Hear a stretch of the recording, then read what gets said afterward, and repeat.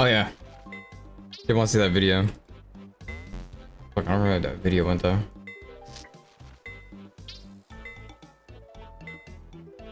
Oh, here it is.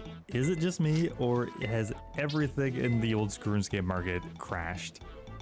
No, it's not. I went and looked. So many things are down right now. Now, some of that is due to, of course, Varlamore Part 3 and the new Delve boss, but even items that are useful there have fallen in price significantly. We're just in the midst of a really massive market crash right now. Today, we're going to talk about it. Now, I don't think it's an exaggeration to say that 99% of items have crashed this month. It's actually wild, and some items are at all-time lows. Let's start off here with one of the biggest ones, and that is the Sanguinesti staff. This thing has absolutely plummeted this month. Now, pretty much all the items we're looking at are suffering from just a general market reduction. There might not be an exact specific reason for it, but maybe people have sold a certain piece of gear off to buy in-market stuff they can use at the Delve boss. But for the Sang staff, not only does it suffer from that, it's not useful to Delve boss, it's actively been replaced from an item there as well, the Eye of Ayak. So there's a new better alternative to the Shadow, and the Sang has plummeted. It crashed to almost under 30 mil on the update day, and it's still down almost half this month.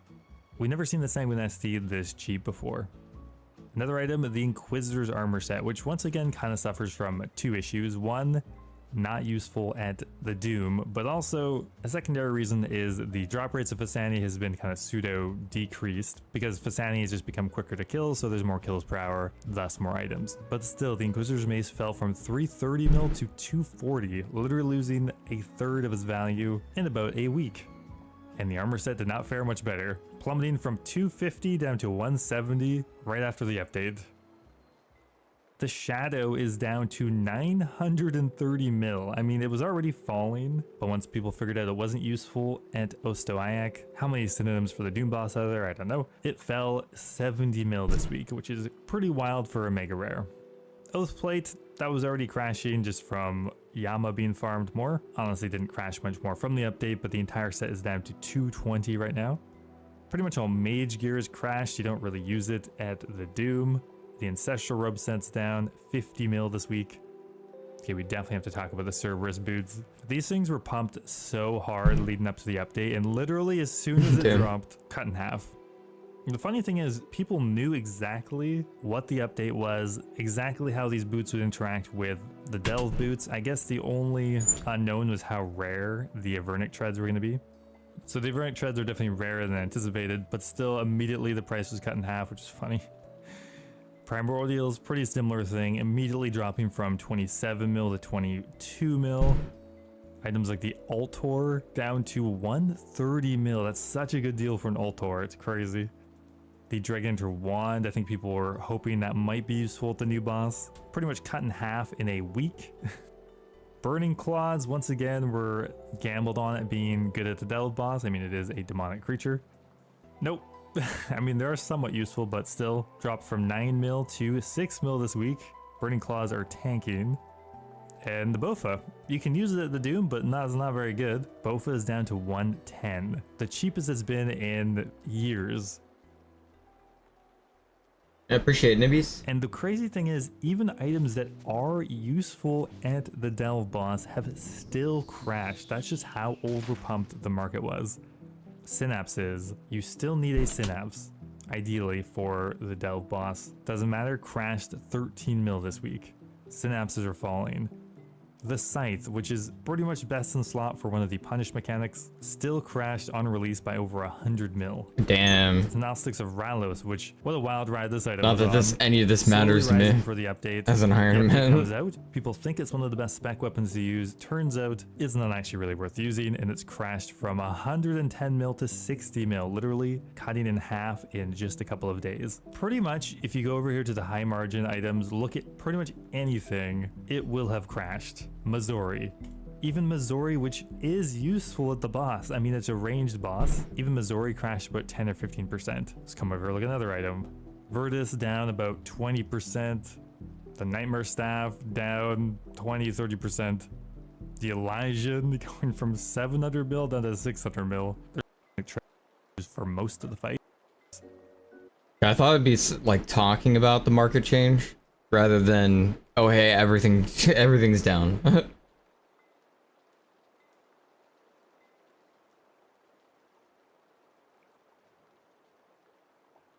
Hoping there'd be like more of a possible reason.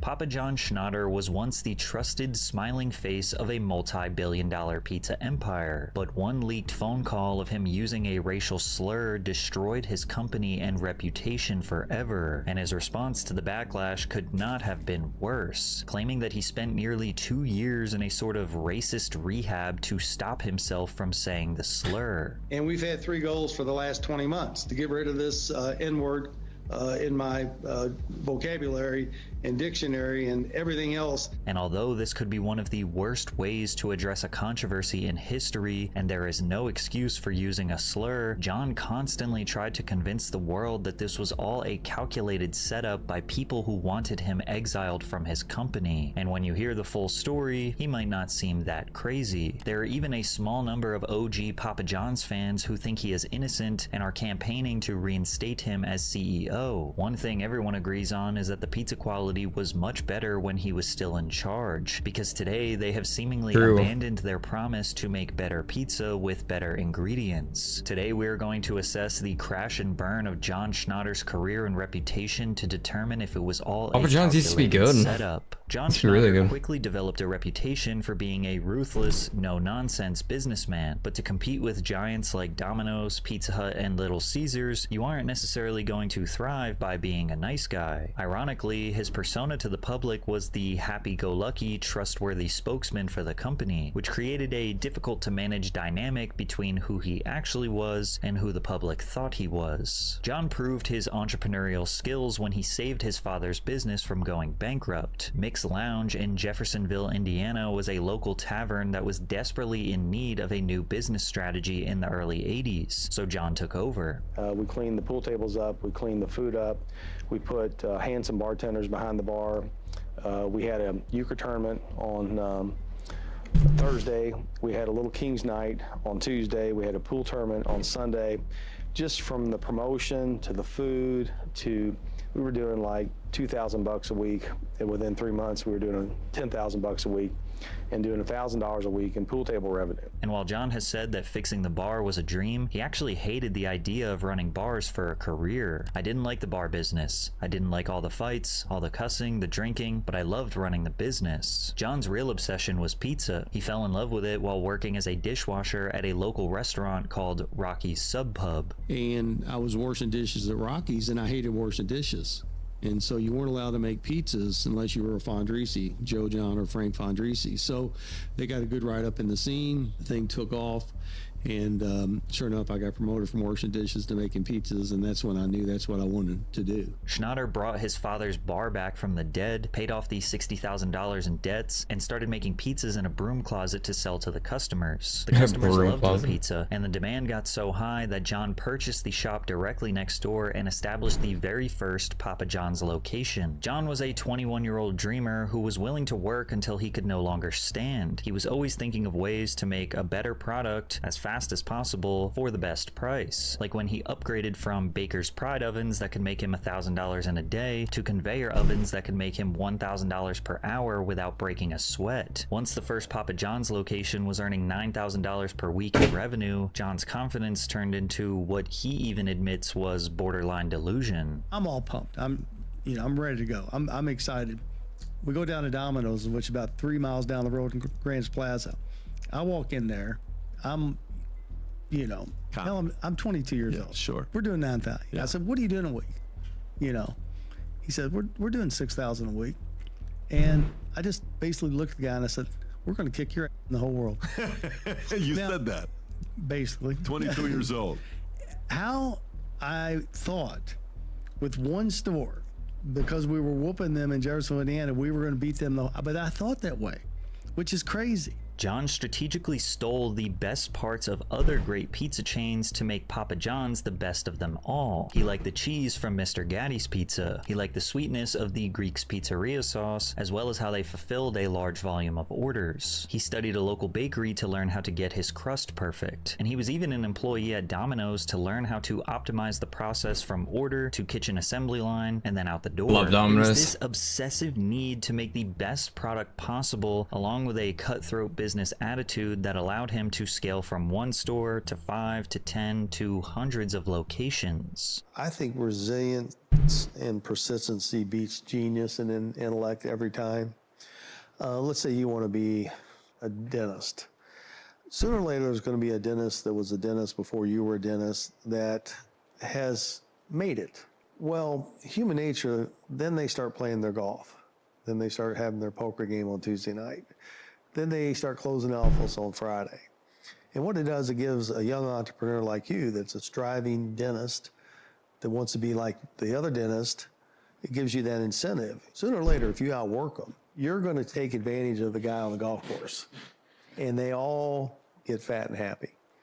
And so I call it soft. The concept of sitting on the couch, eating Doritos, watching TV, or drinking beer or Cokes, what a waste of life. Maybe the big three pizza franchises doubted that Papa John's could become a real threat, and he was comfortable with being the underdog. However, in 1993, everything changed. Papa John's became a publicly traded company, and after their IPO, they generated $25 million in investment capital, which was plenty of money to open thousands of locations across the United States. This is where the real takeover began. Unlike competitors who used mascots or attractive logos to promote the brand, John made himself the official spokesperson of Papa John's. He came off as humble, hardworking, and honest. He commissioned independent taste tests. Papa John's won big time. Maybe that's because our sauce is made with fresh-packed, vine-ripened tomatoes. Pizza Hut uses remanufactured paste. Anybody can claim to make a better pizza, but it's you, the consumer, who've decided. The advertisements just kind of plainly said, we're better because people think we are better. It's that simple. But Pizza Hut was not happy with these comparisons. They sued Papa John's. Damn, Ultimately did they? lost in the U.S. Court of Appeals for the Fifth Circuit, which ruled that the slogan was puffery. The court said Papa John's claims weren't literally false and thus didn't violate advertising laws. But how much validity was there to the better ingredients slogan? What really makes the ingredients from Papa John's better than those of the competitors? How do you really have better ingredients that make better pizza?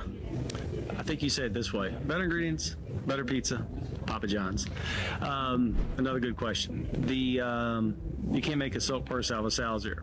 The reason our ingredients are better is because they cost more, and the reason they cost more is because they're real. Well, it is true that none of the ingredients used were frozen, and every single pizza was made practically from scratch. Employees do everything in the store besides making the dough. The dough was hand-stretched and formed for each order. None of the produce or chicken products on a Papa John's pizza is older than 7 days in the store, all of which is kept in a 36-degree cooler. Pork and beef products spend no more than 12 days in the same cooler. So yes, you could call the pizza fresh, but that still doesn't exactly clarify the quality of the ingredients. But Papa John's strategically keeps that a secret. You see, if you look on their website, you will see a simplified version of their ingredients they believe sound clean or natural. In the US, food manufacturers can legally omit certain additives if they are considered processing aids or present in trace amounts. That means Papa John's could have tons of sub-ingredients like anti-caking agents, emulsifiers, stabilizers, or preservatives that they don't legally have to disclose. Melanie Warner of US News tried to investigate what makes their ingredients better. When I called Papa John's customer toll-free number, I was told that for additional information on allergen or nutritional info, I should leave a message with Connie Childs, who would return my call the next business day. I left 2 messages, but Connie never called. Public relations wasn't much help either. My emails and voicemails went unanswered. Ironically, most people seem to agree that it isn't actually the pizza that got Papa John's famous. It's their garlic sauce that you dip the crust into, which was an original recipe created at the very first store. These days, it is made with a slew of additives, mono and diglycerides, partially hydrogenated soybean oil, and the preservatives sodium benzenate and calcium disodium EDTA. So just because Papa John's used better ingredients didn't mean it was even considered remotely healthy. But Americans didn't care. By 1999, Papa John's had scored a 76 on the American Customer Satisfaction Index, above countless other fast food giants. Their stock price was peaking around $8 per share, had over 2,300 locations, earned over $800 million in total revenue. By all means, Papa John's was here to stay, and John Schnatter was set for life. And even though John portrayed himself as the humble hard worker, there is no doubt he was enjoying his hundreds of millions. Schnatter moved the corporate office into a luxurious new headquarters in Louisville, Kentucky. He purchased a massive piece of land and built a castle on the outskirts of Louisville, complete with what literally looks like a city built underground. So right now we're 1 story below ground level, and what you could see here, it looks like a little city. This is incredible with the windows, the door, but this is the garage. This is what's so remarkable about it. It kind of reminds me of the Forum shops at the Venetian. That'd be so cool. With the painted ceilings, and the garage just keeps going down. I mean, what I would do for a garage like this. For real. Success gave John Schnatter power, and he wasn't shy about using it. He wasn't just the boss, he was the king, and he admits that he was extremely stubborn and stern with his power. But I'm literally like, it's my way, the highway. If you didn't do it my way, you know, I was bad. It was a benevolent dictator with an attitude. And although John's leadership and tenacity made for groundbreaking advancements in the company, such as being the first pizza company to accept online orders in 2001, ultimately his inability to do anything other than his way led to a steady decline in the business. After profits dropped 3 years in a row, the board decided it was time for John to step down. In 2005, they replaced him with Nigel Travis, former COO of Blockbuster. But Nigel only lasted 3 years as the head of Papa John's, and Schnatter stepped back into the CEO position almost immediately. Interestingly enough, in the press release announcing Nigel's departure, they wrote, "We are pleased that John has once again agreed to lead the company, albeit on an interim basis, until we can identify a permanent replacement." It's interesting that the company seemed to want to move on from John's leadership, but why? This is the guy who built and led the company to be worth over $1 billion. Is he not the most suitable man for the CEO position? Why did they want to replace him so badly? Because to the public, John seemed to be more in love with the company than ever. He remained the spokesperson of the company, appearing in TV commercials, advertising stunts like completing the world's highest pizza delivery in history at the top of the Sears Tower. You say John! Papa John! Papa John! And even throwing half-court shots in front of a sold-out Kentucky basketball stadium. Come on,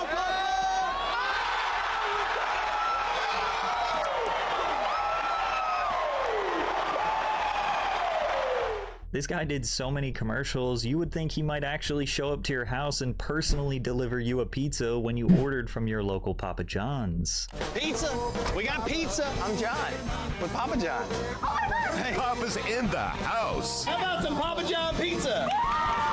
And since the company was thriving due to his enthusiasm and the public's adoration for Papa, one wrong move could seriously damage everything. And as social media made it harder for any controversy to stay hidden, it was only a matter of time before we would find out why the leadership wanted him to step down years ago. That moment came in 2012 when John Schnatter criticized the Affordable Care Act, better known as Obamacare. He claimed that if the law went into effect, Papa John's would be forced to raise the price of their pizza by 11 to 14 cents per pie just to cover employees' health care. On an earnings call with shareholders, John said, "We're not supportive of Obamacare, like most businesses in our industry. If Obamacare is in fact not repealed, we will find tactics to shallow out any Obamacare costs and core strategies to pass that cost onto consumers in order to protect our shareholders' best interests." Holy shit. Papa John didn't support free healthcare because if Americans actually had access to doctors, they might finally realize his pizza is what's sending them there in the first place. The multimillionaire CEO who built his empire off blue-collar workers came off as tone-deaf, especially when he casually mentioned that franchise owners should just cut workers' hours instead of giving them health care. The controversy exploded into a massive news story. Several people I spoke with said It's the Papa John's controversy. 3 extra cents to order a pizza, so a Papa John's employee can have health insurance.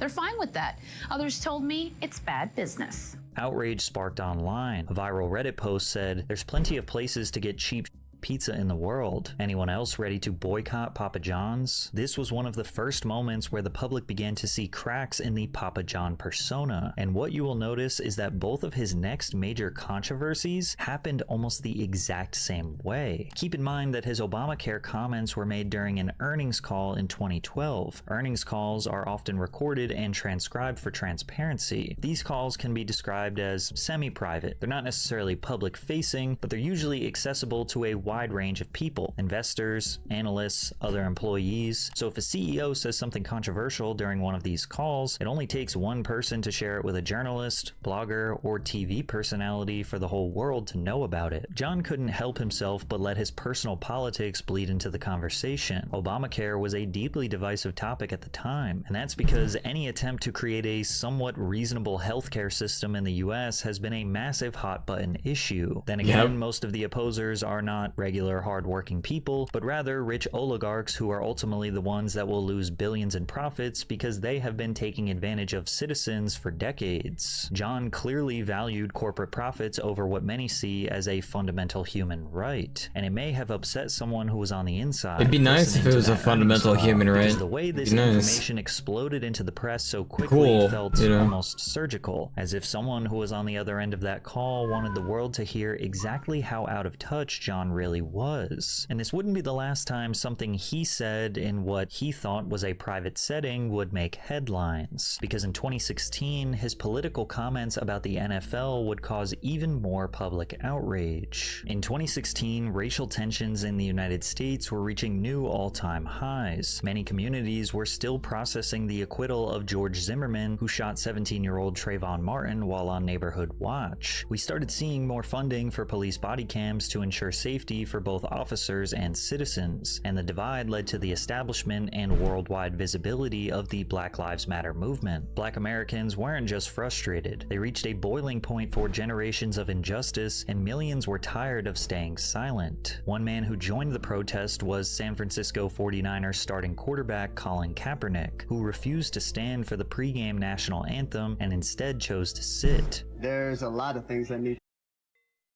Like, who cares? Like, to change. like if someone sits during the national anthem, like, honestly. One specifically is police brutality. This stand wasn't for me. This stand wasn't because I feel like I'm being put down in any kind of way. This is because I'm seeing things happen to people that don't have a voice. The NFL issued a statement regarding the protest saying, quote, "Players are encouraged but not required to stand during the playing of the national anthem." Right away, everyone was divided on the issue. Some felt that Colin was perfectly in line to do what he did. Yeah, There's no perfectly in law line, it's fine. demanding that you have to stand for the national anthem. However, others felt that Kaepernick had gone too far. The national anthem is Oh, traditionally no. there before the big game to salute those who died to defend the homeland. And to some, this was interpreted as an insult to those who made that unimaginable sacrifice. But this wasn't just one game. It was an ongoing protest that lasted well over a year. Many players in the NFL followed Kaepernick's lead, opting to kneel as a more respectful form of protest. The conversation around the players kneeling seemingly amplified every week, with many conservative NFL fans saying that the political focus was ruining the game. But NFL chief Roger Goodell was supportive of his players' First Amendment right. Are you proud of Colin Kaepernick for taking this stand? Listen, They can do whatever the fuck they want. Speaking out on issues that they think need to be changed in our society. Real. Like, if they feel that way, then they can do that. That's fine, you know? We don't live in a perfect society, Matt. Exactly. Our players have strong views about things. Everyone's going to view things differently. They feel like things aren't right at the moment, you know, they can. The focus should be on the changes he wants to see in our society. Right, but are you proud or does it make you nervous when you see it? Well, I think when our players speak out and they feel strongly and passionate about something, I think it's a good thing for us. But once again, Papa John Schnatter felt that politics were messing up his profits. And on yet another earnings call, John blamed the NFL's handling of the protests for Papa John's stock price falling around 10% Oh in my God. 2017. That's It's actually important pretty to funny. note I didn't know Papa that. John's had become the official pizza sponsor of the NFL in 2010, a partnership that heavily benefited them from the league's massive national visibility. Papa John's secured national broadcast and marketing rights, and many of their stadiums sold their pizza. But to suggest that the NFL players' protests had any effect on Papa John's pizza seemed like a bold That's and pretty bizarre funny. take. He said, "NFL leadership has hurt Papa John's shareholders. This should have been nipped in the bud a year and a half ago. We're certainly disappointed that NFL and its leadership did not resolve the ongoing situation to the satisfaction of all parties this year and a half ago," he said in the earnings call. Good or bad, leadership starts at the top, and this is an example of poor leadership. Not only was John criticizing a powerful business partner in front of investors, but he also was aligning himself with a divisive political stance once again. His comments sparked backlash from multiple sides. Some thought he was unfairly blaming the NFL for his own incompetence as CEO. Some saw him as biting the hand that feeds him, as the NFL was massive exposure for the pizza chain. But ultimately, many saw him as extremely insincere, delusional, and possibly racist, unwilling to support Americans who are exercising their First Amendment right in solidarity for Black Americans. As you can imagine, the backlash for John's comments came in full force. The controversy even led to white supremacist groups endorsing Papa John's as the official pizza of the alt-right, a title the company quickly and publicly disavowed. But still, the damage was done. 12 days later, after the company's stock had dropped 12%, they took to Twitter to try to stop the bleeding. The statements made on our earnings call were describing the factors that impact our business, and we sincerely apologize to anyone that thought they were divisive. That definitely was not our intention. We believe in the right to protest inequality and support the Probably didn't think that it would get leaked or something.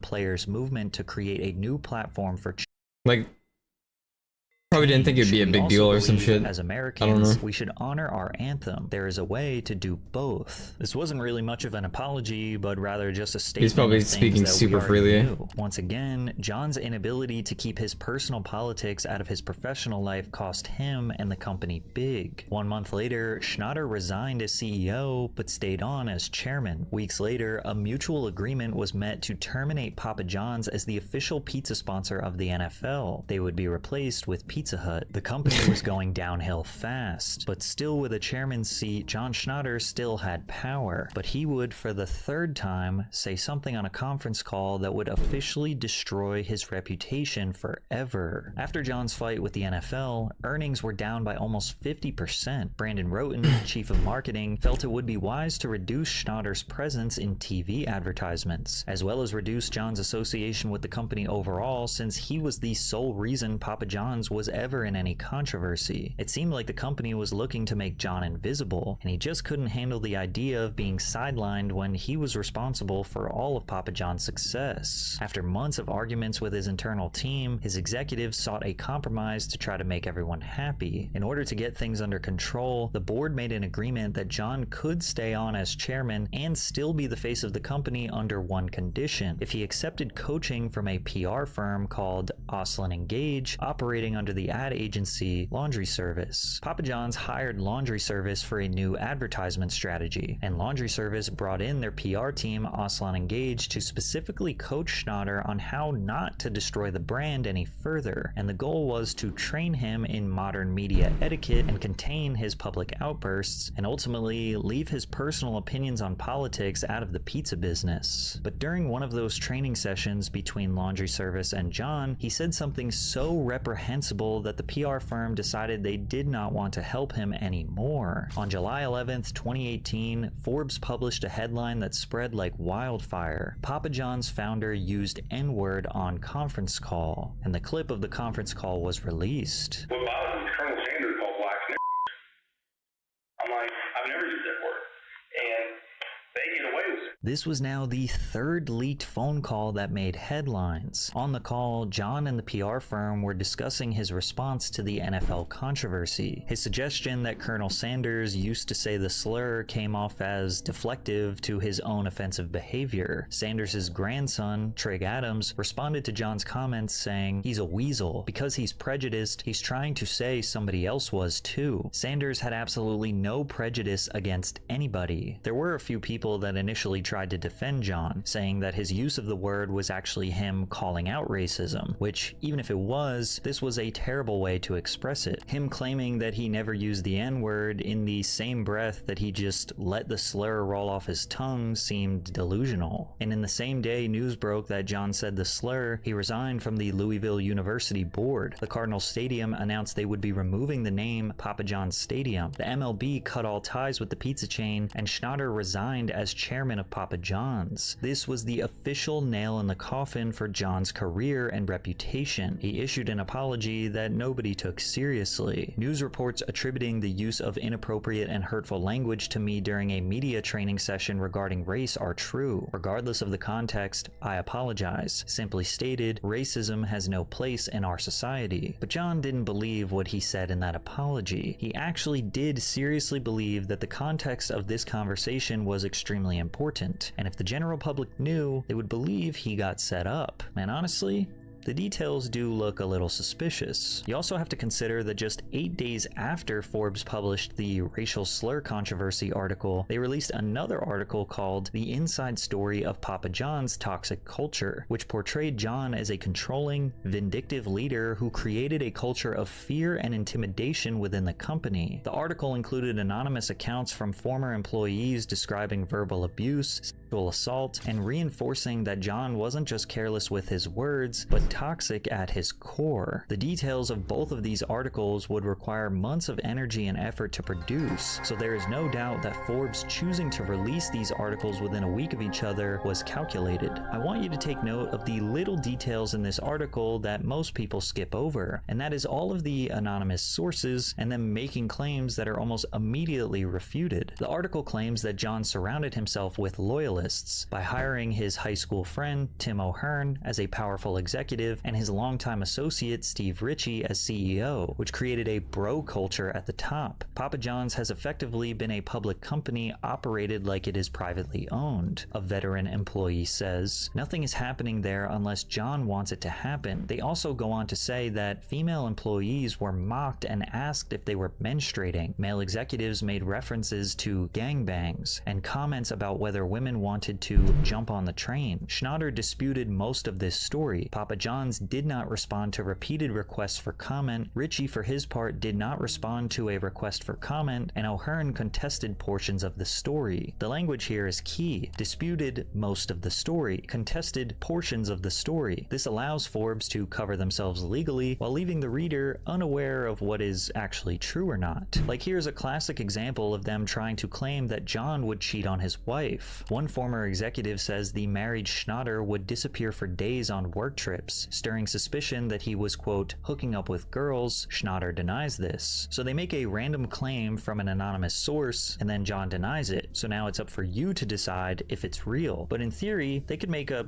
anything with anonymous sources and just let John deny it. Ironically, they even tried to pit executives against him, but it didn't work. Schnatter remained chairman, but was relocated to offices 20 minutes away, where he fought for control, contesting everything the new CEO did, and forced board members to choose between him and his CEO. When Forbes asked Nigel Travis about it, he denied, stating, "Most of the time, John and I had a very cordial relationship." Here's another example. Over time, Schnatter started to visit the main campus more often to learn what was going on. He allegedly recruited Papa John's employees to spy on their colleagues. He read workers' emails, according to two sources with knowledge of the episodes, and sometimes conducted business from disposable phones. Schnatter denies that he accessed emails or recruited employees to spy on each other. Every claim they make is immediately refuted. They even had an extreme lack of evidence hinting at alleged sexual misconduct in the workplace, but published it anyways. During the trip, there was an incident with a 24-year-old female Papa John's marketing employee that resulted in a second confidential settlement and the employee's swift departure. Three sources tell Forbes they know of additional settlements between Schnatter and women involving inappropriate conduct, though details could not be confirmed by publication time. A female employee says that Schnatter asked about her bra size and whether she'd slept with her previous boss, and that he never let her pass in a I'll probably do some LMS after all this crafting here. For all these U-logs, I mean. U-longbows, I mean. hall without giving her a hug. He denies this. It's going to sound like I'm vehemently defending the guy, but this type of reporting does seem hard to take seriously, especially from a major publication like Forbes. So there was an incident with a confidential settlement, but the details couldn't be confirmed and John Schnatter denied. So we don't know what happened, why it happened, who it happened to, or how it was resolved. So why was that information published? The most interesting detail most people skipped over was no sources cited in this article approached us. All were contacted directly. So a 30-year-old multi-billion-dollar company with thousands of employees watched their CEO get into multiple major public controversies and allegedly had created a toxic workplace of fear, spying, and misconduct, and yet nobody approached the media to tell their story, but rather the media came to them looking for the inside scoop. And even still, at John's lowest moment, they couldn't get one person out of the hundreds of thousands of people that worked for Papa John's to publicly confirm any of their claims. But the general public did not focus on these details. To most people, John was a racist, a toxic ruler of a pizza empire, and possibly a assailant, which is why most people thought he absolutely lost his mind when he started publicly claiming that he was set up and that the day of reckoning will come, as he was now. I kind of believe that he was set up, though. I'm not gonna lie. Like, it looked like the stars kind of aligned for him to get set up, but I don't know, you know. Now on a campaign to destroy the company he built for 30 years. I would just say Stay tuned. The day of reckoning will come. The record will be straight. Why not set the record straight now? I mean, what is it about the record that's not straight? Stay tuned. How soon will that happen? Stay tuned. Sooner than later. This is actually really sad. He looks like he's on the verge of a mental breakdown and a path to insanity, all because of a pizza. The general public just laughed him off. They didn't know all of the complicated nuances of the situation. Even animators like Meat Canyon couldn't help but spend hours recreating the painful interview. The day will come. Judgment will be made. You will scream, but they will fall upon deaf ears. Cheese and bread will be the cornerstone of this utopian future. I will cover the world with my passion. And every time John tried to defend himself, he just made it 10 times worse. Yeah, I mean, again, that's true. we have a public board that paints its chairman complicit, passive, or active. They paint the founder as a racist. They know he's not a racist. It's just unbelievable. And I used to lay in bed just going, how did they do this? And we've had 3 goals for the last 20 months to get rid of this N-word in my vocabulary and dictionary and everything else because it's just not true. Figure out how they did this and get on with my life. John didn't realize how stupid he looked that he was claiming to be set up and falsely painted as a racist, and in the same breath saying that he had to spend 20 months removing a racial slur. That whole thing was so stupid, like, oh my His god. vocabulary. The ironic part about all of this is that the controversy started with Papa John's executives forcing him to do PR training, and every time he spoke to the media, it was clear that he still desperately needed more PR training. But it was now 2 years after the racial slur controversy, and he was hell-bent on convincing the world that the laundry service agency manipulated him into saying something racist. I still don't know John if this is also true or thought not. The best thing to do was release the full conversation he had with the agency, saying that the public deserved the full context. And I listened to the I felt like he was telling the truth, though. hour-long conversation, so here's the context. In May of 2018, a private conference call between John Schnatter and the laundry service appointed PR firm was recorded without John's consent. In this meeting, they were planning for John to go on a press run, which included an interview with Stephen A. Smith, as well as a few podcasters, so John could clarify his comments about the NFL kneeling situation and ultimately apologize. John wanted to do this because he found out that his franchisees' businesses were suffering due to the world thinking he was racist for criticizing the NFL players for kneeling. On this phone call, the laundry service representatives were essentially simulating an interview. They asked John to speak freely about how he actually felt about the NFL kneeling situation, and then they gave him feedback on his choices of words, guiding him on what to say, what not to say, and how he can still remain true to his values while not making himself and the company look worse. The NFL situation is not good for anybody, in my opinion, and I would have said it differently, so that in a way, certainly not to defend anybody that's kneeling, but to not further inflame the situation which I despise, which is the division of the country. That's how I would say it. Is that gonna hurt you guys? I don't think it will hurt us, but I do think, if possible, we need to come up with some way to say that I would have acknowledged how the reason that people were protesting being an important thing we have to fix in our society, something like that. Yeah, I think you lead off with exactly how I said it in the meeting. I wouldn't change what I said, but I would change how I said it. And then what I mean, I can say that. What do I mean by that? You tell me. Yeah, what I mean. How would I say it differently? All we can just give him. I think you would have given more explanation or called out exactly who you were targeting or call out exactly what you were referring to so that it didn't get misconstrued.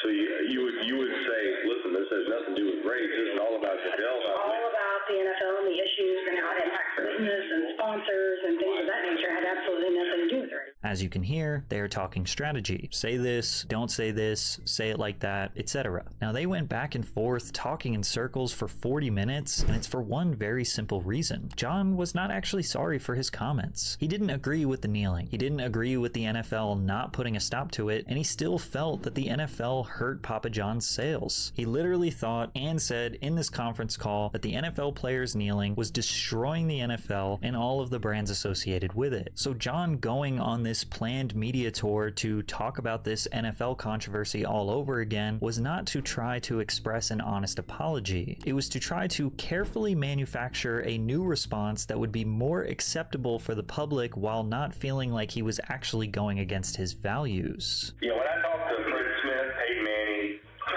the Redskins, the Cowboys, I said, listen, you guys have got to lose, lose, lose, lose, lose. This is no good for anybody, any of us. And then to Steve's point, I said, we got to find, 8 or 9 leaders in the country that are level-headed, not going to fly off, that will sit down with the players and get them what they want.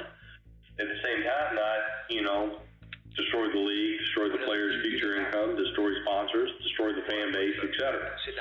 So you might, I like Steve, that's the truth of it. Lose, lose, lose, win, win, win. Team up. And the whole time I was trying to get this matter resolved. So you might run with that one because that is the way I talk. Yeah, because you're trying to provide a platform that has solutions for the players, solutions for the owners, and solutions for all the partners that are associated with the league. And that's what the NFL had created for years, and they had I can't tell what's going on. What you want to do is try to help for all folks that have different issues that you're trying to solve for. And it was a problem that could be solved that unfortunately the leadership was not there. And as a leader of my own company, I want to try to help another leader solve the problem. I think everybody took notes, so why don't y'all compare notes, and then let's get through the next day or two and get it to where I'm comfortable talking to, he's going to ask a tough question. He's going to go, how do you feel about him kneeling? And, we got to find a good way of saying, well, I understand what they're trying to do, but I'm not sure that's helping anybody's cause.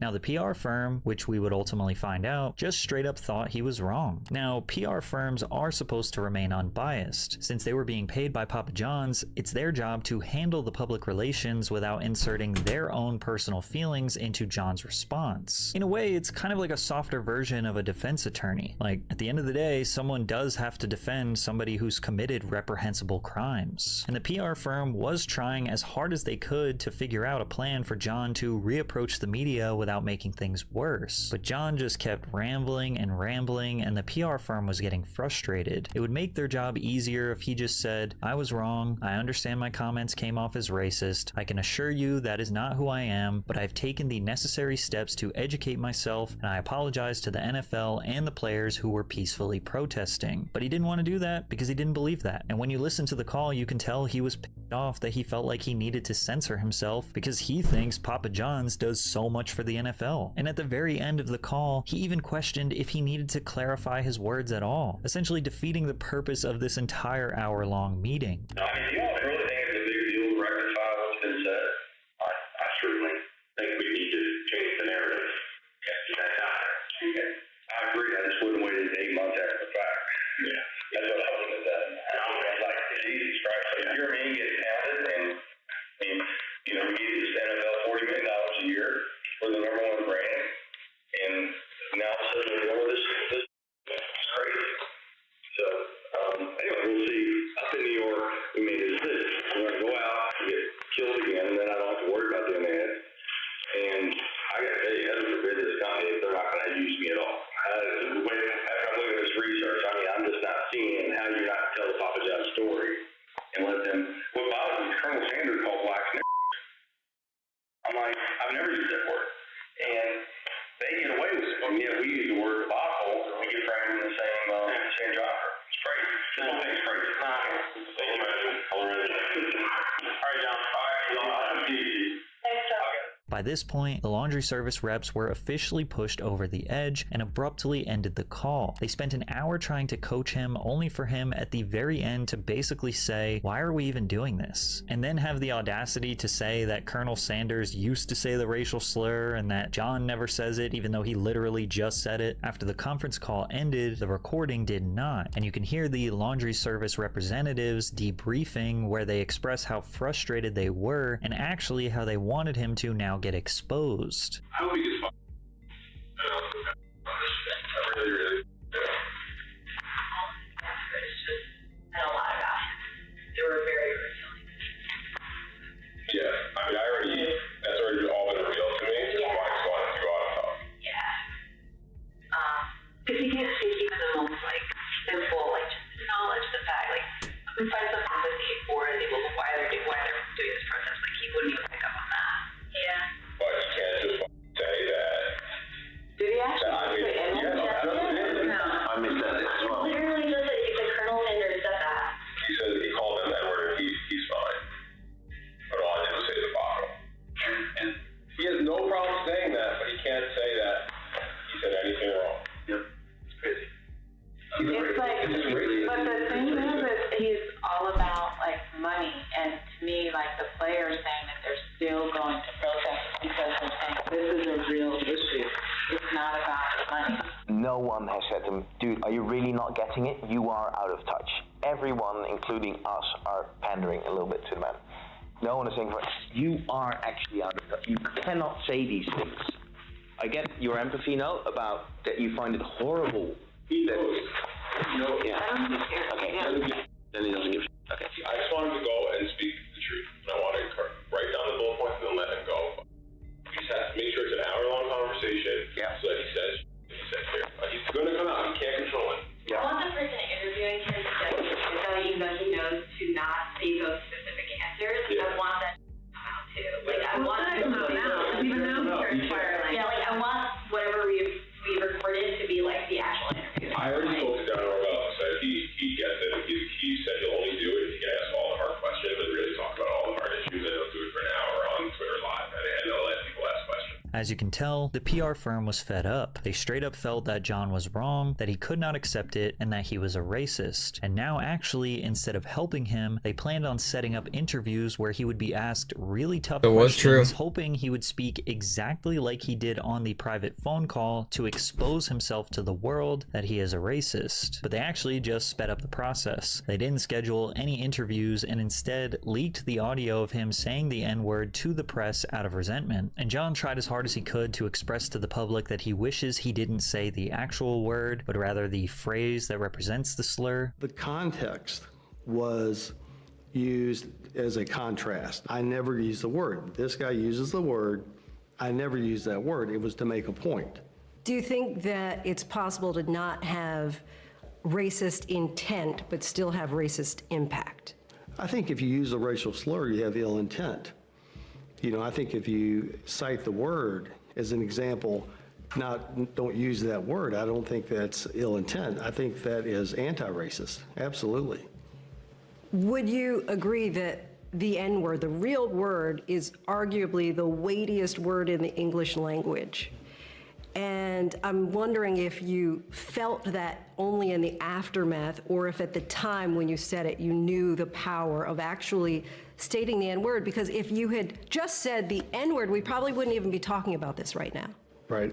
I think the reason I was using it in the context and the reference I was is because I despise the word. Don't use that word. I never use the word. If I had over it again, would I not use the word? Absolutely. Do you think that you exercised good leadership by using the actual word? If I had it over again, I would use the N-word instead of saying Colonel Sanders actually calls black people the word.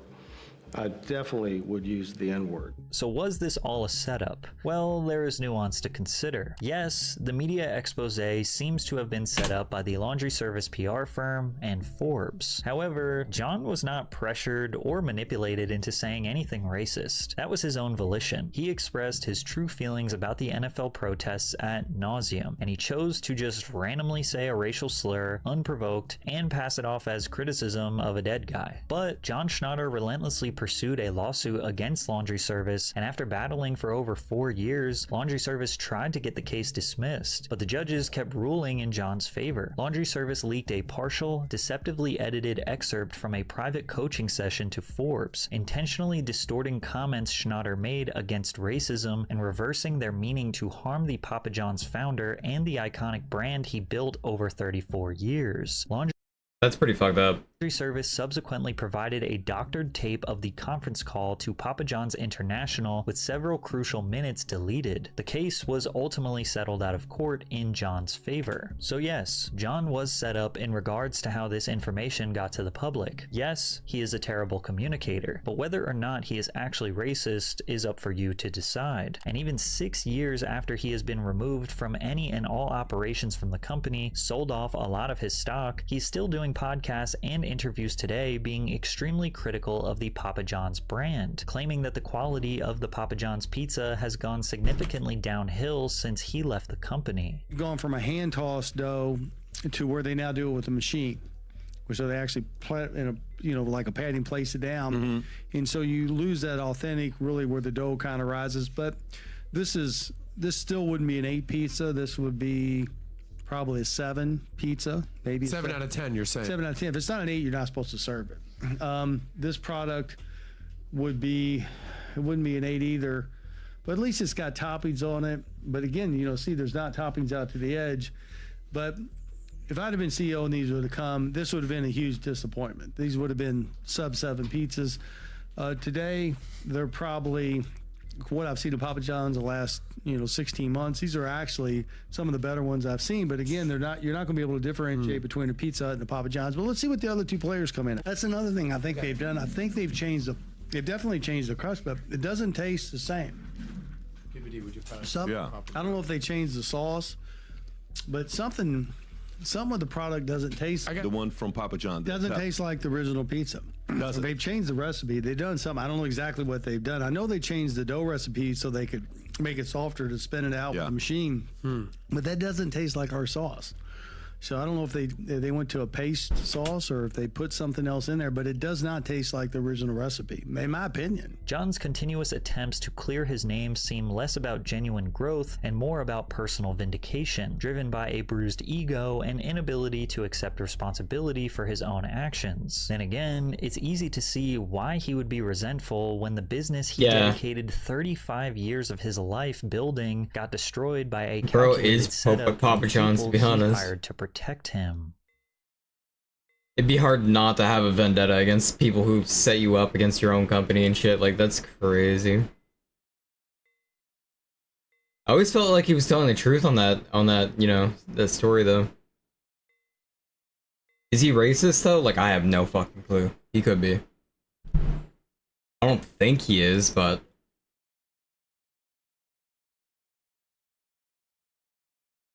he has said some dumb shit. That is for sure.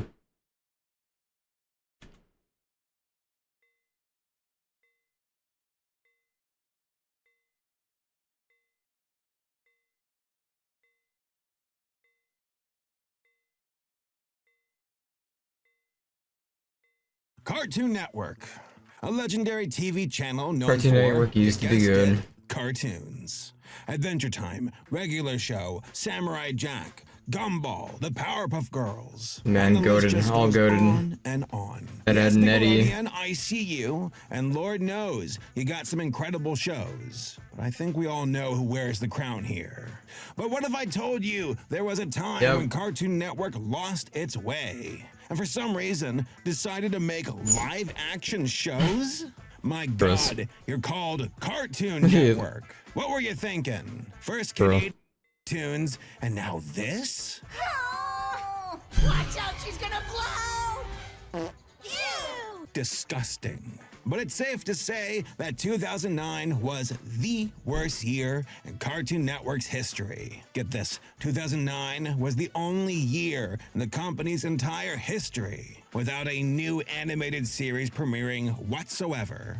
Now, that might not seem as crazy by today's rock-bottom standards of shows getting canceled left and right, but at the time, this was a major issue for a TV channel that became synonymous with animated shows. So that begs the question, what led them to this lowly point? Well, they were going through a messy identity crisis, with the groundwork for all of this starting a few years earlier. Mostly, it was a string of bad luck that hit them all at once. First, there was the Aqua Teen Hunger Force bomb scare in Boston on January 31st. Bomb scare, wait, what was that?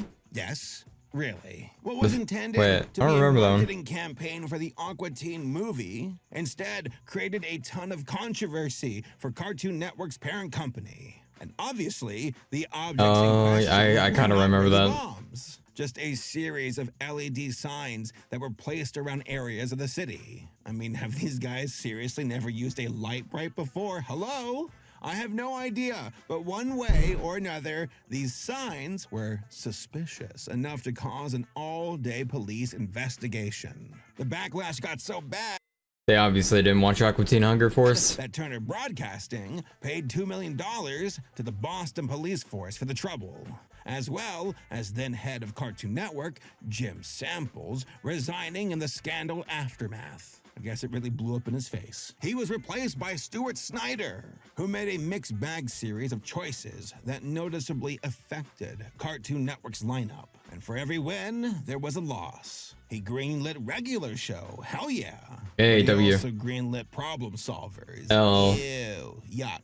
But the two most controversial decisions from Snyder's tenure were axing Toonami in 2009 Bastard. and creating CN Real, their first major venture into live action programming. Cartoon Network made this pivot to compete with Nickelodeon, Toonami was the peak. Disney Channel.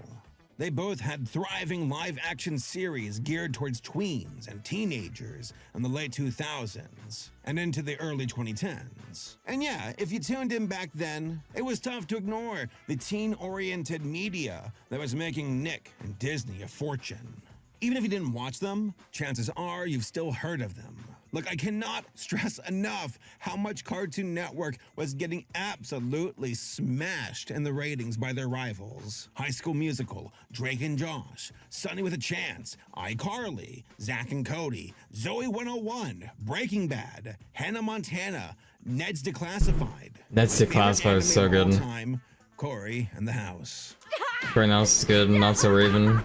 He's already dead. Their programming blocks were doing so well that it had dropped Cartoon Network's overall ratings by 30%. But Cartoon Network absolutely noticed and decided if you can't beat them, join them. No matter how they approached it, But that's so this was Raven, an not unusual so job Raven. for a channel specifically named for their focus on cartoons. But the ratings did not lie. They would need to find a way to appeal to that weird sweet spot of their target audiences, who think that they're too old to watch cartoons. And rather than get left in the dust, Cartoon Network would have to apply their own spin on things by creating gimmicky live-action shows to draw audiences back. The timing for this move was especially difficult to work with too, with nearly every major step in developing new shows hitting another wall. Their original plan was launching a series of teen-oriented sitcoms to directly compete with Nick and Disney for their audience share. But that stopped once the 2007 writer's strike happened, lasting for 4 months from November 2007 to February 2008. Yeah, not starting off on the best foot here. Cartoon Network did their first major pivot, shifting from sitcoms into 2 different genres: reality shows and game shows. That fixed their writing problem for the most part. But they would have to think outside the box and experiment with doing scrappier, more hands-on programming. And by that, I of course mean they'd have to rip off popular shows from other networks, alter them for a younger audience, and see what sticks. All of this brings us to, drumroll, CN Real, a short-lived and ill-advised venture into live-action TV shows. Genuinely, a midlife crisis is the only honest way to explain how it came to exist as a programming block. And spoiler alert, it didn't work. Whatever, it's 2009! Folks, I'm not looking forward to this one. I was there for this one. And let me just say up front, I never watched trouble it. finding complete episodes for most of these shows. So prepare for a lot of Google images, okay? As far as I can tell, none of them are available for streaming at this point. So all of the footage I found to discuss them came from re-uploads. So apologies for the inconsistent quality here, folks, but it is what it is. So with all of that out of the way, it's time to get real and see what CN Real had to offer. Real quick, this video is brought to you by Fume, the leader in flavored air. Folks, it's July. Yes, it's humid and I hate it. I bet you all can already smell the grills and the charcoal grills. Yes, and also the propane grills. I'll tell you what, with these summer vibes... Papa John's guy? Yeah, he definitely had bad opinions. Like the healthcare thing, the stadium thing. Award-winning flavored air device that can help set you on the path towards But he definitely did get set up, like, entirely void of nicotine. based on all the information there, he did get set up. Anywhere. It works by pressing the device to your lips, drawing air into your mouth, not your lungs, and getting a taste of Fume's tasty flavor cores. With crazy flavors such as raspberry lemon, cinnamon hearts, and my personal favorite, orange vanilla. And you can completely customize your journey to better habits. And all of these flavors taste pretty damn good. Listen to how satisfying this device sounds too. I love it. I use this in my recording booth like all the time for like fidgeting. I love it. Sometimes I have to remember that I'm recording audio for videos. Otherwise, I'll just keep fidgeting with it. Like seriously, all the time. I have to, I'm ADHD 100%. I have to stem all the time. It also feels great in my hands. It's really durable and premium feeling. Fume is continuously investing in third-party studies to ensure the safety of their products, especially when it comes to their plant compounds that make up their flavored cores. And they are always committed to funding more. So if you're ready to join over 500,000 others that have made the decision towards better habits, then now is the time to give Fume a shot. For a limited time, if Do you not smoke it? I'm so confused. Is it just like a fidget toy? Like what? Awesome free topper when you order a Journey pack. I actually have one right now. I chew on it all the time. Again, that's tryfume.com/SaberSpark or hit up the QR code on the screen. Thanks to Fume for sponsoring our video. And now, back to the video. The first show on our list is The Othersiders. It ran from January 17th, 2009 to October 30th, 2009. Their premiere series for Cartoon Network Reel already took things in an unusual direction. You ready for this? The Othersiders follows a group of teenagers going on ghost hunting adventures in different locations to figure out if it's haunted or not. Spoiler alert, no, it's not haunted. It's not phasmophobia. All of the 23 locations they featured on the show are located in California. I'm guessing just to keep production costs down. But my favorite aspect of it is that their ghost hunting strategy room is clearly a producer's 3-car garage with some laptops set up on a folding table. It feels very much like something a TV executive would think, yeah, that's good enough. It seems like they wanted something warehouse adjacent for atmosphere. But obviously, we're not going to pay for it. These kids don't even get the dignity of using a spare guest room for their first live-action show. And yes, this will become a pattern going forward. As a show, The Othersiders is incredibly boring. The most money they spent on it was for the infrared camera rigs. But that's about it. There's honestly nothing about it that would interest kids over just watching a regular paranormal show like Ghost Adventures. The concept is the same in terms of setup, but they managed to make it so much more boring in comparison. I remember seeing this on TV and I just thought it was awful. I was just like, what the fuck is this? Ghost hunting shows are relatively easy to stage, but their long-term success is dependent on the charisma of the host and exotic locations to intrigue viewers. I would normally never say this, but I really could have used some more Zach Baggins in here. Like, yeah, he's kind of weird, but he's got stage presence. Instead, the Outsiders feel very safe to the point of being forgettable, and fails to actually scare the audience. But it still ran for 2 seasons, with a total of 23 episodes. But yeah, that's a pretty bad start so far. Next, we got Survive This. If you're ready to see kids braving the elements, learning survival tactics, and living off the land, then go watch Kid Nation instead. That show is fucking crazy. Unintentionally hilarious, and I still don't understand how it exists. I miss her. I miss my mom. I'm in a soda saloon. Drinking root beer and get it off my mind. But if you're looking for something less unhinged, Cartoon Network Reel put out a clone of Survivor and called it Survive This, which sounds vaguely threatening, but okay, whatever, let's go. Right from the start, the vibes are totally off here. The first episode opens with a staged bus crash, resulting in 8 teenage passengers teaming up to adapt to the wilderness surrounding them. So we're talking hunting, gathering, foraging, building a fire, finding shelter, the whole shebang. Alongside them sometimes is this dude named Les Stroud. He's a Canadian survival expert who had his own wilderness show called Survivorman, which ran for 8 seasons. He functions as a guide and as the host of Survive This. He's also there to be weirdly threatening towards the contestants to make things more interesting and intense. That wreckage is now off limits. What you pulled from it is what you have to survive with. And just so they know I'm serious. What the fuck? Out of all of the shows on this list, Survive This is probably the biggest bummer of the entire lineup. I would be shocked if the kids involved weren't given some kind of compensation for therapy afterwards. Every single one of them looks absolutely miserable. They're clearly sleep deprived, hungry, and minutes away from crying. Even the elimination process feels needlessly harsh. They only happen once their spirits are broken enough to make someone volunteer to leave. What's that? You give it up? Then get the fuck out of here. They shot 13 episodes in season 1, but only 10 of them made it to air in the US. You can buy the full season if you buy it on Apple TV+.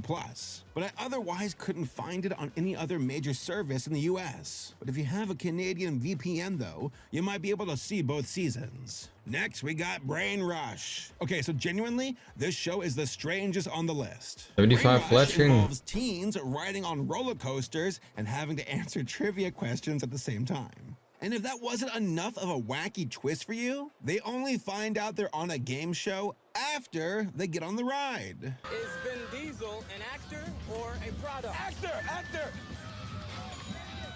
Does Tom Brady play? Yeah, that sounds kind of fun though, not gonna lie. So if you've seen Cash Cab before, it's pretty similar to that. But Not now to with watch, more but to do.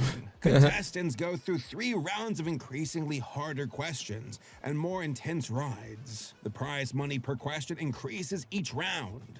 And if one of them makes it to the 3rd round, they can potentially win a cash prize of $5,000. Now, this one definitely feels the most gimmicky, because the gameplay is based around delayed response times from the roller coaster speed distracting players. But like, I don't know, there's really only so much you can do with There's no something this substance there. specific. It's really like a thing that would be fun to do, but not to watch, you know? Obvious way. Most of it seemed to go towards theme park tickets, shooting permits. There's just no always substance. having a huge wad of cash on him the whole time to reward contestants. It sounds more like a Mr. Beast episode or something. Honestly, Brain Rush would have probably felt more at home on something like the Travel Channel, because at least then it could possibly focus on reviewing different coasters and theme parks at the same time. But no, even that sounds a bit too complicated. Brain Rush was filmed on location at Knott's Berry Farm in California, but only aired for 6 episodes before being canceled. There were 2 sites that have re-uploaded most of the episodes: YouTube and the Internet Archive. Notably, they're both missing episode 4. But independent of those versions, the show is now considered lost media. Next, we have Destroy, Build, Destroy, which is easily the best received and longest lasting show from the CNN. Seriously though, chat, save your favorite stuff from the internet because it will not always be here.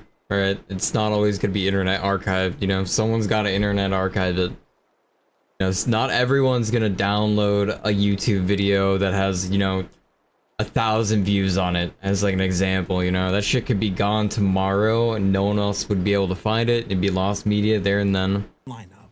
I gotta say, Destroy, Build, Destroyed had a pretty interesting premise. 2 teams of teens dismantle a piece of machinery and build a vehicle from the wreckage. Whichever team wins a challenge using their vehicle gets to destroy the losing team's project. Now, this is a pretty specific setup for a show, but I think the odd premise really helped it to stand out compared to the other shows. Now, it might have been weird, but Destroy, Build, Destroy was their most original idea.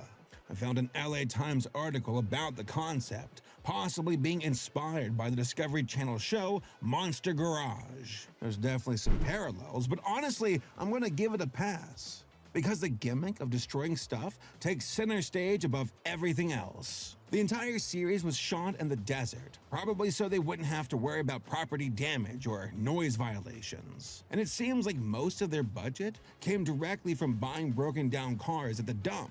and of course, high-grade explosives from God knows where. Like I said, folks, this was a weird one, but I can honestly say it wasn't boring. Destroy Build Destroy was produced by Scott Messick, who previously worked on Survivor, and then Dan Taberski, who had worked on The Daily Show with Jon Stewart and has since produced a handful of acclaimed true crime journalism podcasts. Destroy Build Destroy also featured noted partying enthusiast and musician Andrew WK as the host. Guess what?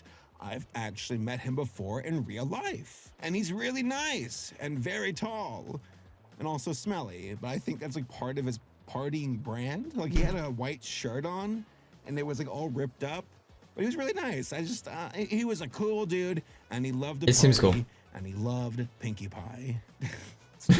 Anyway, the biggest plus I can give for DBD is they know the right way to get kids excited about learning STEM subjects by blowing shit up.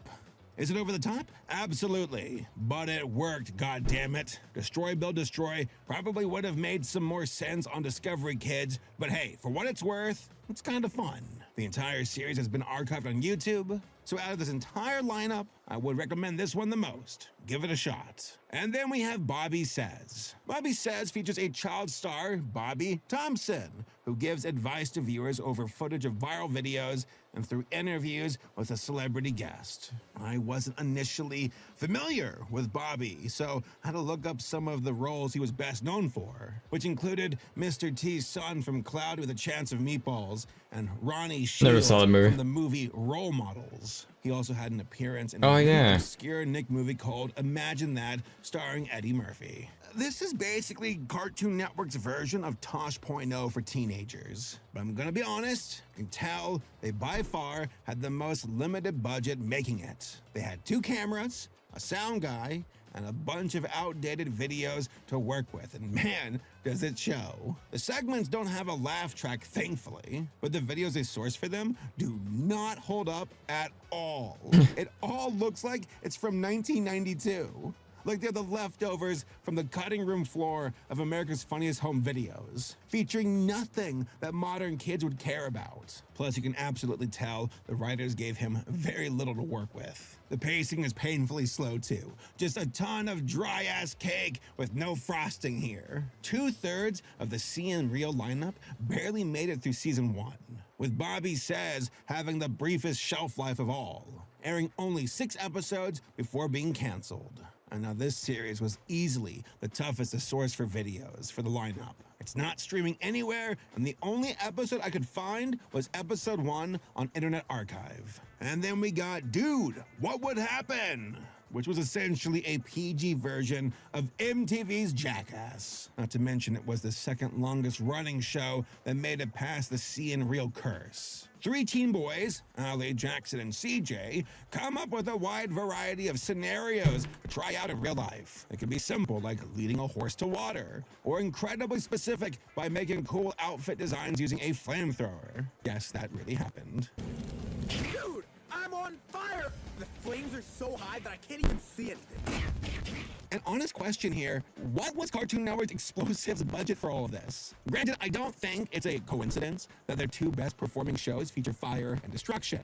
But did they have to call in the ATF for this? Because it really feels like a lot. Dude, What Would Happen had all of the violence and absurdity you would expect for a show meant for preteen boys. But it lacked the genuine chemistry between the cast and crew that made Jackass so memorable. Now this show is probably the most ahead of its time though, because many of the stunts they pulled would work even better on a site like YouTube. Like Mr. Beast and all of his guys, this is what they basically do nowadays. Each of the main guys feel more like modern YouTuber stereotypes. They're loud, obnoxious, constantly mugging for the camera, and willing to do a lot of reckless stuff for views. But Dude, What Would Happen feels different because of the amount of network money put behind it. Plus, I can see the appeal. They do a lot of destructive crap that most parents would hate to see their kids recreate. They do the whole, kids, don't try this at home disclaimer. But come on, you know kids were causing havoc in the backyard after watching this show. Give me the lighter gas can, I got this.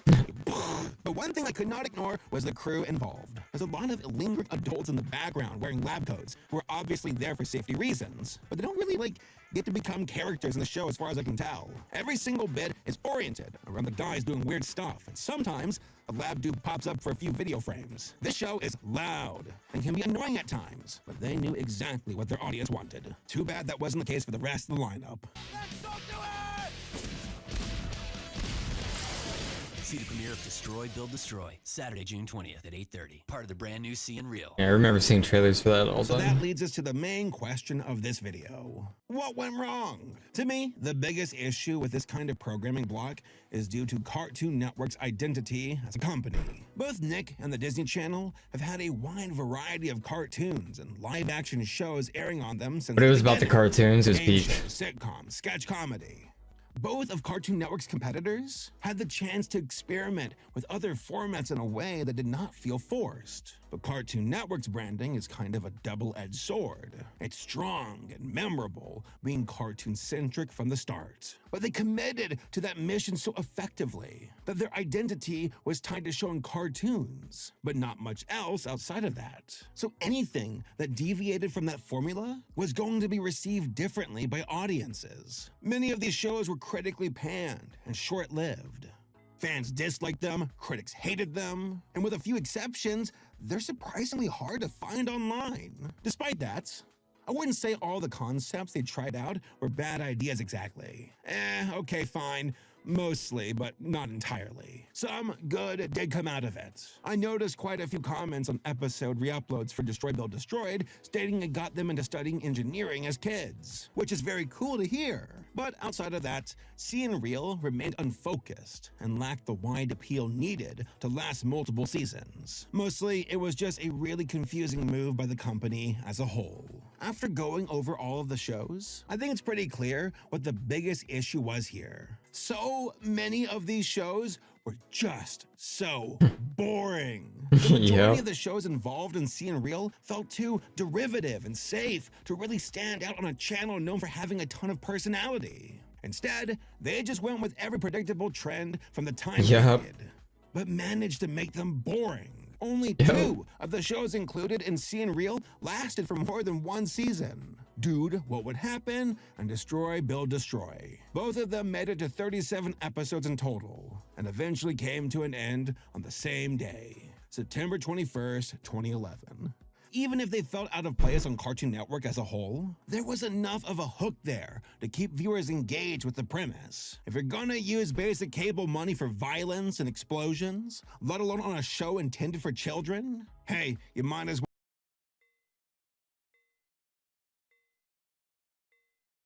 Yeah, a few of us. I mean, Annie's come from Sweden, I believe.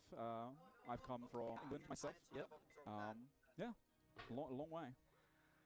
But worth it. Camera placement nerfed me. Absolutely. No, these guys have honestly picked this up. I saw it coming just fine. And I think you have enough time to react, but at the very end, I was clicking too much. Quite difficult end game content. So, I mean, all the WoW players I think have impressed. A lot of us RuneScape players, and how quickly they picked it up. And this is no exception. Not even the fifth. Wait, there's another floor after this? Not easy. I mean, they're doing floor 4. Isn't there a halfway point, and there's multiple floors after that as well. So you get.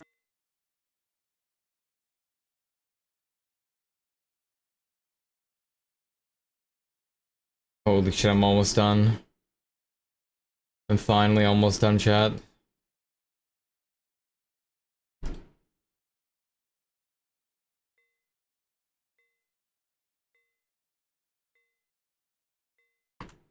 Nexus mods will and must follow the law. That's a direct quote, it's a fun quote, and it's also why Discord currently wants to scan your face for seeing anything not safe for work, even if it's just a meme.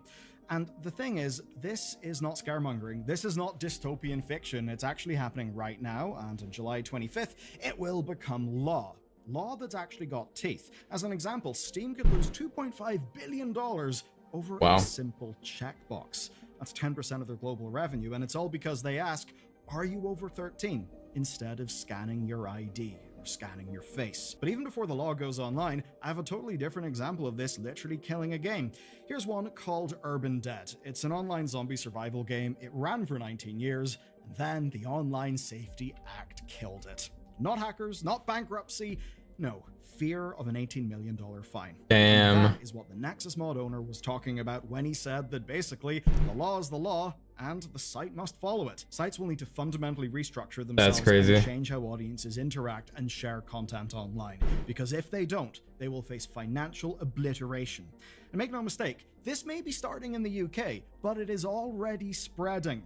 The internet is changing. It's been The spreading. deadline for compliance is here. Internet used to be different. Into the impact. But there's actually another thing I noticed when I was tracking this story on Ground News. They're today's sponsor, they're a tool I used, and the news is this. That Been happening for a while. declared that Apple and Google Slowly. got a, quote, effective Not everywhere. duopoly over mobile. That's obviously interesting because regulation, this stuff does impact But it us. will be everywhere. It's cool looking at how this is actually being oversight or some sort of major confrontation, even though it's 100% high factuality ratings across all of the sources. And that's just a few of the ways the Ground is awesome. You can track different stories, you can set it up for your locality, and even get the blind spot feed. So for all of this, and to use the plan that I use, which is the Vantage plan, well, you go to ground.news/Bellular, and if you go there, you get 40% off unlimited access with the Vantage plan. It's the best deal that you'll get for my subscribers, and you'll find it in the link down below.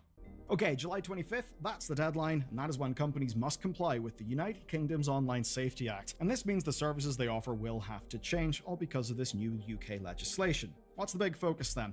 Well, it's about protecting under 18s through hardline verification. Essentially, that means no checkboxes, real verification.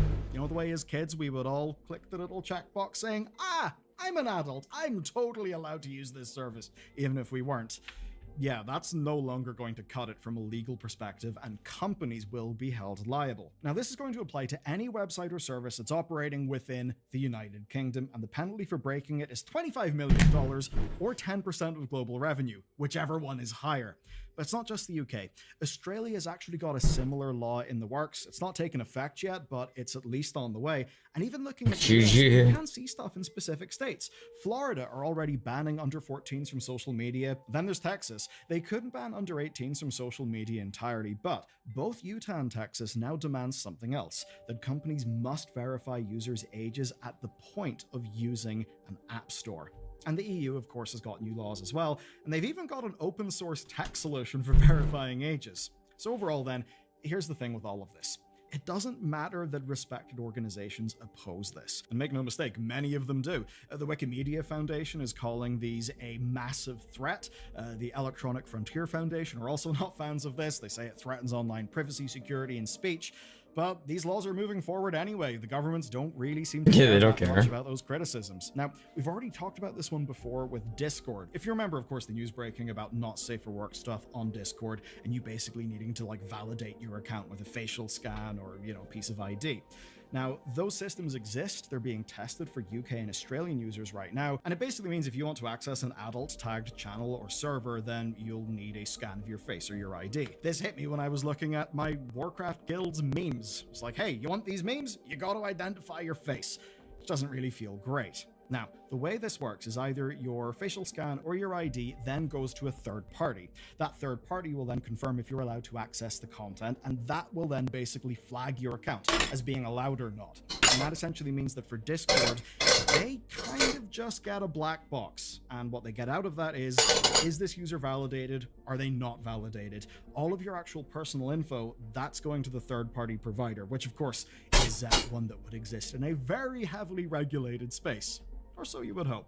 Anyway, after all that scanning is done, then good, you can continue as normal. And if you think an American IP address would save you, then no. Think again, because we're already seeing these roll out across basically everywhere. It essentially seems that this is the way the wind is blowing globally, and because of that, loads of companies are changing things. That means established sites are restructuring at a fundamental level, and that is why we've got... It's been happening for a while, like I said. Nexus Mods had a choice. Either block content geographically for EU and UK users, or adjust the site accordingly. Of course, they chose to adjust, but so far, they haven't actually said exactly what they'll do. So we've got no confirmation of facial scanning or documentation checking, but they will have to implement some form of meaningful check in order to be compliant. What about everyone else? Well, they're redesigning the site to help with this whole EU and UK process, and some of that's actually good. It's going to mean new content tags, new filtering options, people will be able to block things like harmful substances as a tag if they really want. Basically, all of this stuff that's existing within wider adult content filtering. But on top of that filtering and categorization, the site's also getting some new tech, where basically it will be able to pick up on illegal or abusive content upon upload, or when it's posted to something like comments. Of course, that's how it'll work in theory. I'm sure there'll be false positives and false negatives, but that's at least the system that they're implementing. Now, to be clear, right, these are not new draconian rules from government. This is content that's already banned, right? Already banned on Nexus mods. Essentially, what's changed here is their incentive to robustly enforce the rules that they've already got. Where basically a lot of governments will say, all right, but a checkbox, an age checkbox with no verification, that just doesn't cut it. We all know what's going on. That's kind of what the governments will be saying. And yeah, it's okay if you've got a not allowed content policy, but if you don't enforce it, if you don't scan files, then what good is your policy? I'll leave specific thoughts about the nuts and bolts of this to you, but basically understand that it's all part of the same big old response to a lot of this new legislation, right? Better scrutiny, better review processes, more control for users, all of that stuff. Hold on, you For Nexus mods, freak. tiny Did you laws- click on this video expecting to see criticism of God's most perfect game, Final Fantasy XIV? How dare you even imply it has problems that could use fixing? 14 has the best gameplay, the best job design, the greatest community, by the way, that your eyes have ever seen. And because my sense of self is inextricably tied to this game, I consider any criticism about it a criticism of me. So I'm going to be very upset if you have something negative to say, mister. Or at least, that's how it used to be. Back in the day, you couldn't say anything about Final Fantasy XIV without the game dev writing army breathing down your neck. But these days, I see videos criticizing 14 everywhere I look. They're practically the only 14 videos coming out these days. And by making this Real list, though. I feel like I'm jumping on a bandwagon of sorts. Please, look at my credentials. I swear I'm not a trend Andy. I have a long and fleshed out history of lovingly shitting on this game. That is, until one day, I stopped. I quit making videos about 14. I didn't talk about it on stream anymore. If somebody asked me when I'd play it, I'd laugh nervously while chat spammed clueless. I developed a script of sorts. Whenever people would ask me why I stopped playing, I told them that I burnt out. I told them that turning it into my job made Hey. me feel like work and that I just needed some time apart. But after literal years have passed, I realized Holy shit, I'm done. I was wrong. It's not that I was burnt out on 14. It's not that making videos about it ruined my passion for it. Those videos were made because I had passion in the first place. It turns out I lied. We'll never know. Alright, my bows are done. I've officially strung. I've officially strung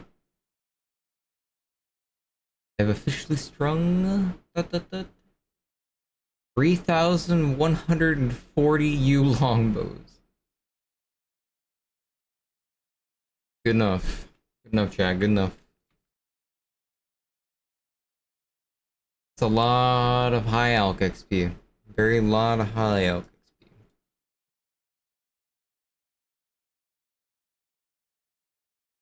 Bitscraft Online is a brand new buy-to-play open-world sandbox MMORPG that came to Steam Early Access in June 2025. This game's all about joining and founding your own player settlements, gathering resources and crafting, and seemingly has a similar skill system to games like RuneScape. In this video, I'll try out the game for the first time to see if it's any good or if there's any potential in its early access development.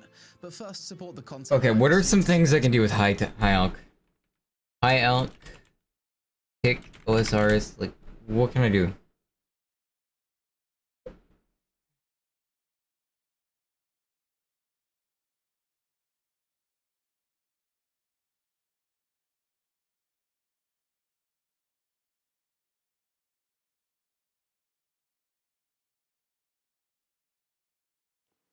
Welcome back, everybody. It's Mag. Alking dehydes. For instance, I have some red dehydes here. Buy limit is 70, so every 4 hours you can buy 70 more. So I've got 140 here. Something you can do is, rather than filling up your whole inventory and high alking them one at a time, click, click, click, click, back and forth, Note them, What you do obviously. is pull them as noted into your inventory, put them in this third from top spot on the right hand side of your inventory. You cast, click. Cast, click. See, I've got a current buy order out.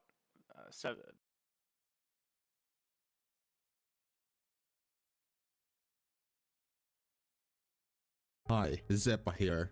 Today I'm showing you how to turn your high alchable items into GP way faster than high alching them individually. Since I started playing my Ironman, I've always had huge stacks of items just sitting in my bank waiting to get high alched. It's an activity I really dislike even when combined with stuff like rooftop agility or other skilling methods. A couple of months ago I was told to just sell them to the shop for high alch price, which I had not done in the past because I was under the impression that you need a regular main account to purchase the stuff that you sell to the shop.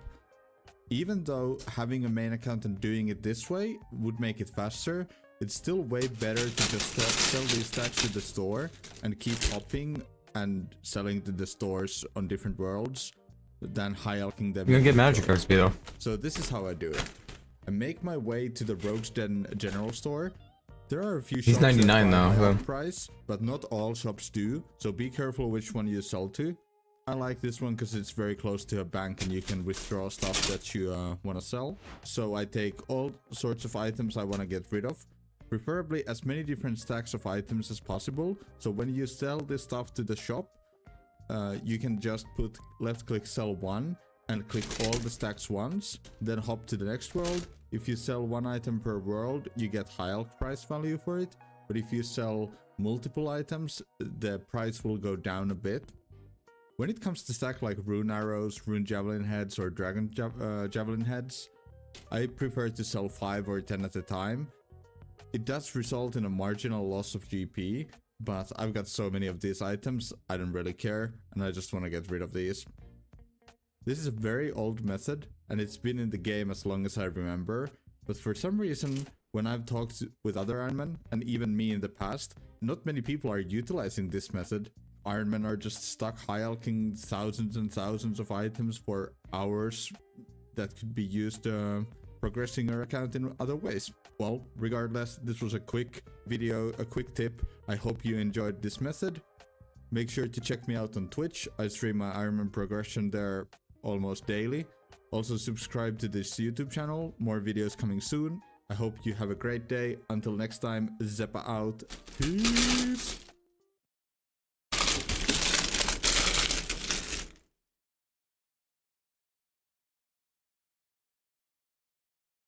One second.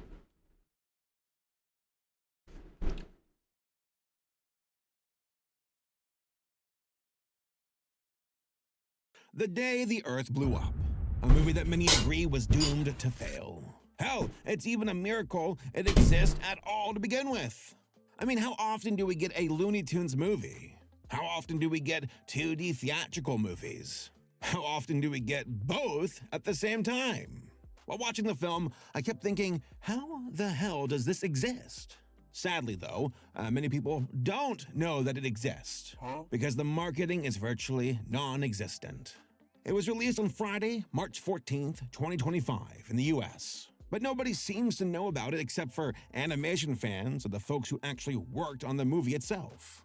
As a franchise, the Looney Tunes have been severely neglected by their parent company, Warner Brothers, for years now. The last major project of note they were featured in was Space Jam 2, a movie that even predicted the future of mainstream movie making. Because our brand new Warner 3000 technology will scan you right into the movies. Think about it. Batman versus LeBron. The use of AI doubles was a major sticking point in the recent union negotiations between actors and studios. And as subpar as that movie was, I think that's what makes The Day the Earth Blew Up even existing so remarkable. Not just that it's a well-deserved historical milestone for Looney Tunes as characters, but also because it's absolutely hilarious and beautifully animated. Don't worry, I'll give you guys a quick spoiler-free review if you want some additional context. But if you're on the fence about seeing it, please absolutely go check it out before it gets pulled from theaters. I went to see it because of the positive word of mouth online, and yeah, I'm really glad I did. I had an absolute blast seeing it on the big screen, and I think you will too. There's even a really scary gum monster that really freaked me out. I don't know, it was good horror. I loved it. Even the chattering mouth. But wait, this video is brought to you by Raycon.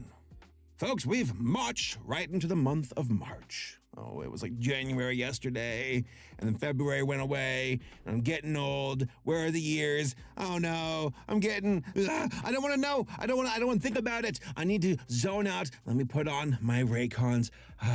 There we go. Now I can just focus and listen to music. Just by wearing them, I can feel their quality. Comfortable and ergonomic. I can wear these babies for hours at a time. No more earaches for me. Speaking of time, these headphones have plenty of time for their playtime. Well said. With 40 hours of battery life, you can drown out the world around you all day long. And with hybrid active noise cancellation, you can keep the rest of the world out while you keep your world in. Perfect for phone calls, sitting in public spaces, and even on flights, which is where I tend to use them the most. That's not true. It makes it like I fly all the time. I use them at the gym the most. But my headphones are able to keep out the stupid-ass gym music. You know, they always pick the worst songs to play at the gym. I gotta drown that garbage out. And what's this? My Raycon Everyday headphones are woefully undercharged. 15 minutes of Raycon's quick charge functionality should put a stop to that. 2 hours of playback time can be gained with only 15 minutes of charge. Not bad, Raycon. No, not bad at all. All of this starts at half the cost of most popular headphone brands with similar features. Experience premium sound wherever you go. I'm like talking to a dog. Head to buyraycon.com/saberspark25 to get 25% off Raycon's best-selling everyday headphones. Kick the noise to the curb.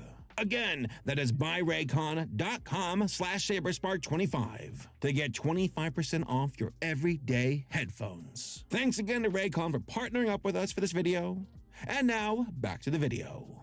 Yeah, that's right, Pork's it in this film. No, he does not. He does not actually. I don't know why I said that. I'm gonna go away now. The movie starts off as an origin story with Daffy and Porky being adopted by a stoic man named Farmer Jim, who is honestly my favorite character in the film. He's so ridiculous and nonsensical, and just the way he's animated is mesmerizing and hilarious to me. I was laughing out loud during his scenes, along with my girlfriend and the other guy in the theater, which, that's a bad sign. It's just only 3 of us watching. But once they grew up, Daffy and Porky still live in the same house together.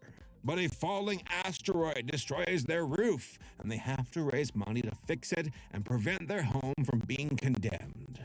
However, that same, I guess not asteroid, a meteorite, to all the nerds out there who are screaming at me, this meteorite is covered in radioactive goo that turns anyone who ingests it into a brainless zombie. The goo infects a curious scientist who poisons the local bubblegum factory with this toxic substance. It's all part of an elaborate plan by the Invader, an alien who wants to control the population of Earth and to doing his bidding. So, with the help of Petunia Pig, a flavor scientist, the race is on for Porky and Daffy to save the world from being overrun by bubblegum chewing zombies or die trying. Alright, for pros, I absolutely love the animation style they went with for this film. It is a direct nod to the Bob Clampett era of Looney Tunes. It's so fluid, with tons of emotional extremes that really push and contort the characters to a ridiculous degree. Again, the Farmer Jim character specifically got some of the biggest laughs out of me because he's designed like a background painting and only his lips move when he talks. It's really weird, but you get used to it, and yeah, it's funny. I love it. That was really creative. He was jumping around. That's the big laughs. I want a spinoff of Farmer Jim is what I'm trying to say. Also, this movie genuinely made me remember how funny the Looney Tunes actually are. I laughed a lot while watching the film. Porky and Daffy have always been a fun duo. You got the straight man and the wild card. Because I cut the brakes! Wild card, bitches! But I especially love that this version of Daffy is the completely insane and destructive version. There's like a spectrum of Daffys. There's like the one where he's a sassy son of a bitch, slamming his, into the car door. And you got this one where he's like, he's the lunatic.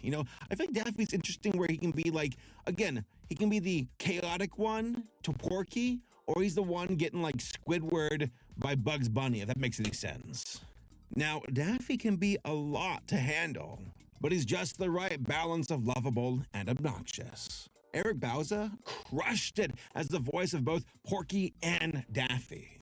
Eric has range, and he is a masterful voice actor. Well, thanks, guys. I really... Listen, Rabbit, he said Daffy, okay? You're not even in this movie we're promoting today. Nice try. Guys, calm down. I think they hit record.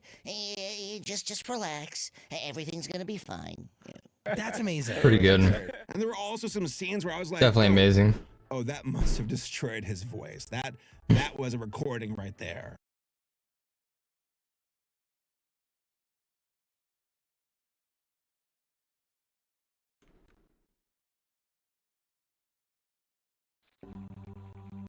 Alright.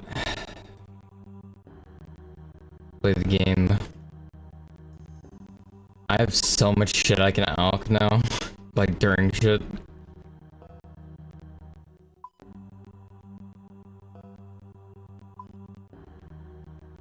And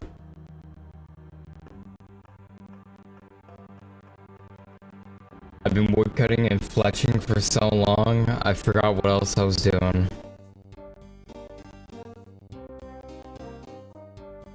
Why was I even here? What led me down here? Why do I have 3,200 U longbows now,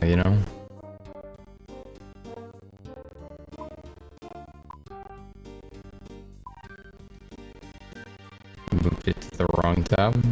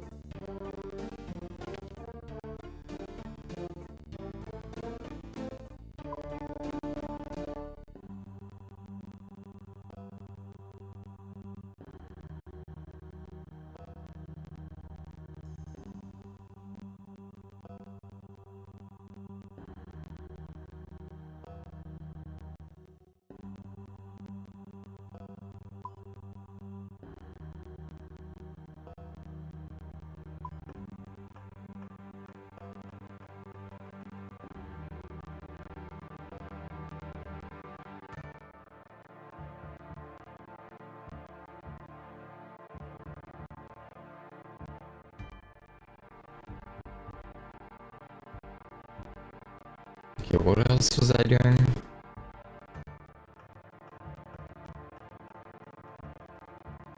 What would be good to do right now?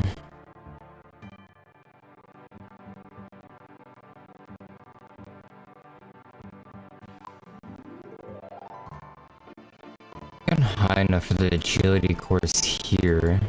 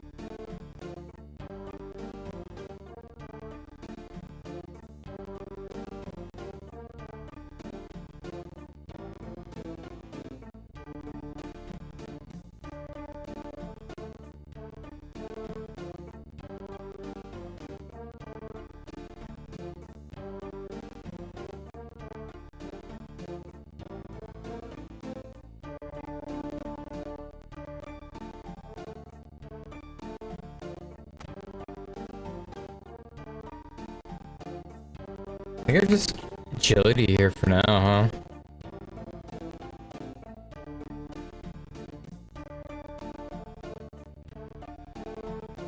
I don't even know where this one starts though.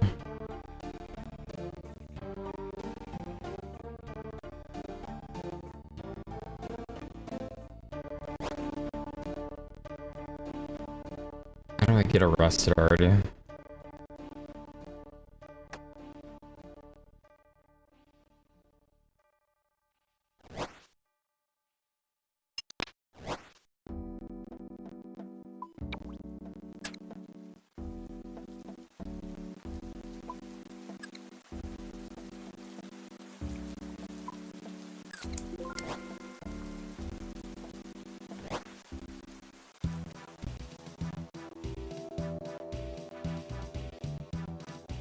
Ruby now.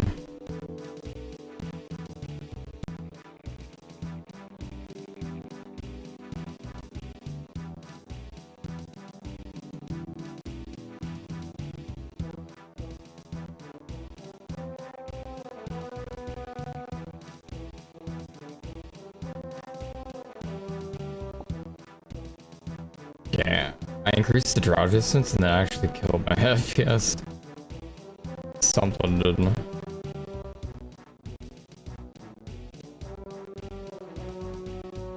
Maybe it's just Falador. Maybe Falador is just kind of a little insane.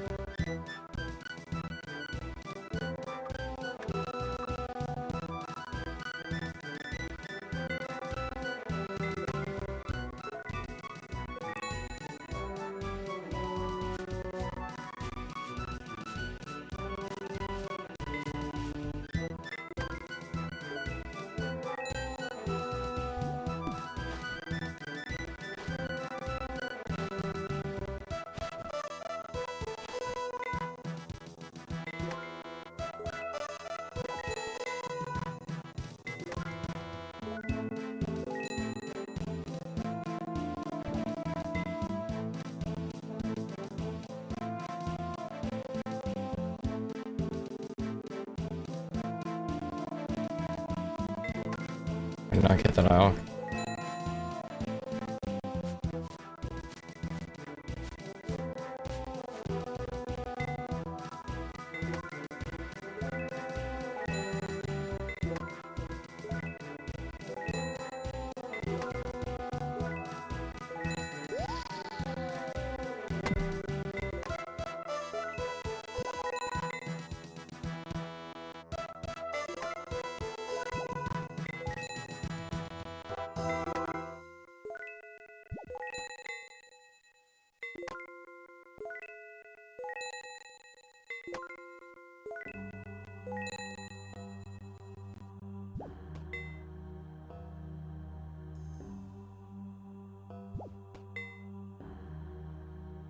I can't do it the other way around.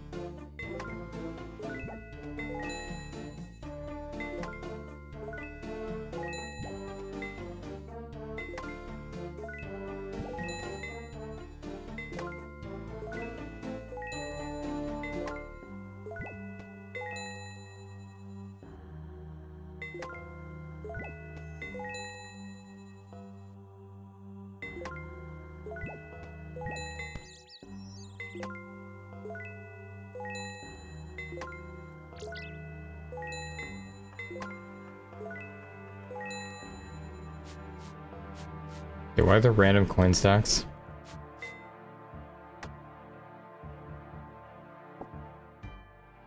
Does this one drop gold instead? Is this like a money-making one?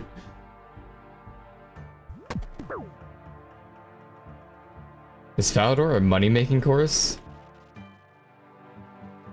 Yeah, I'm a grinder echo. Welcome, welcome.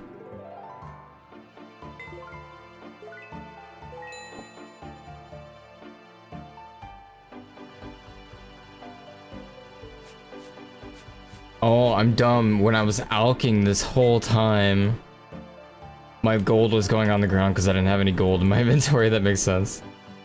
I'm like, what the fuck? It's a littering gold from Falador agility course. That was a money. Straight up a, yeah.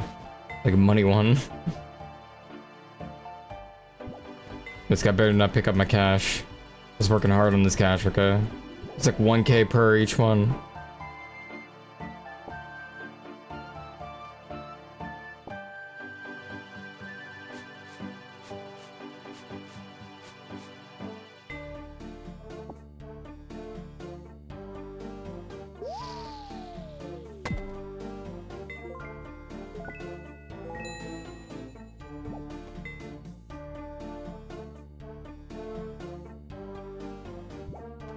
My gold's disappearing.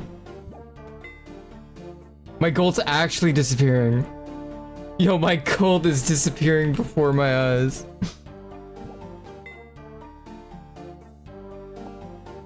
Alright, lesson learned, chat. Lesson learned. It's all gone. Alright, well. My hard-earned cash.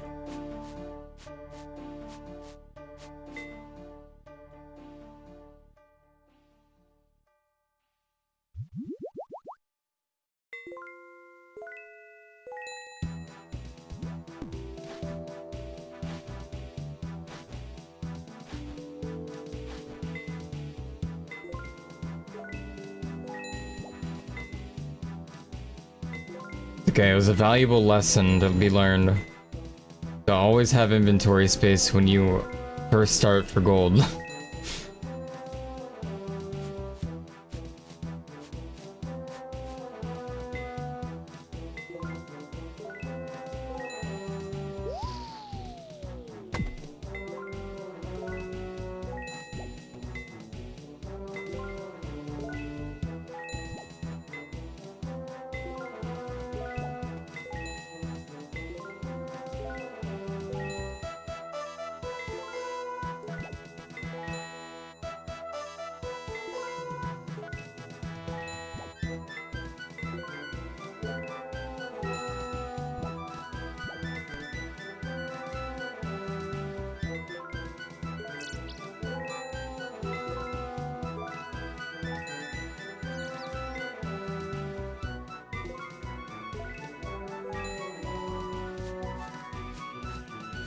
How many ticks is alking? Is it 2 ticks?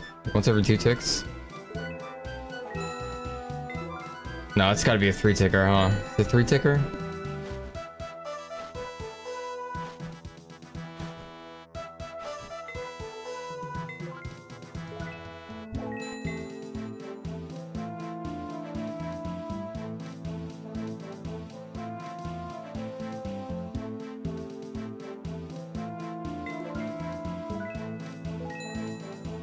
Okay, so it's like 3 or 4 ticks.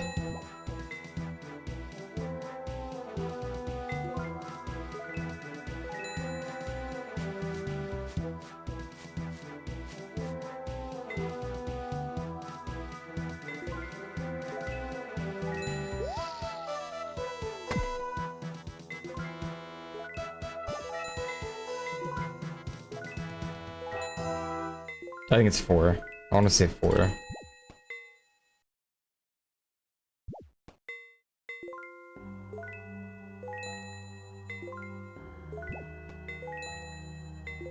No, maybe 3. I'm changing back to 3, chat. I think it's 3.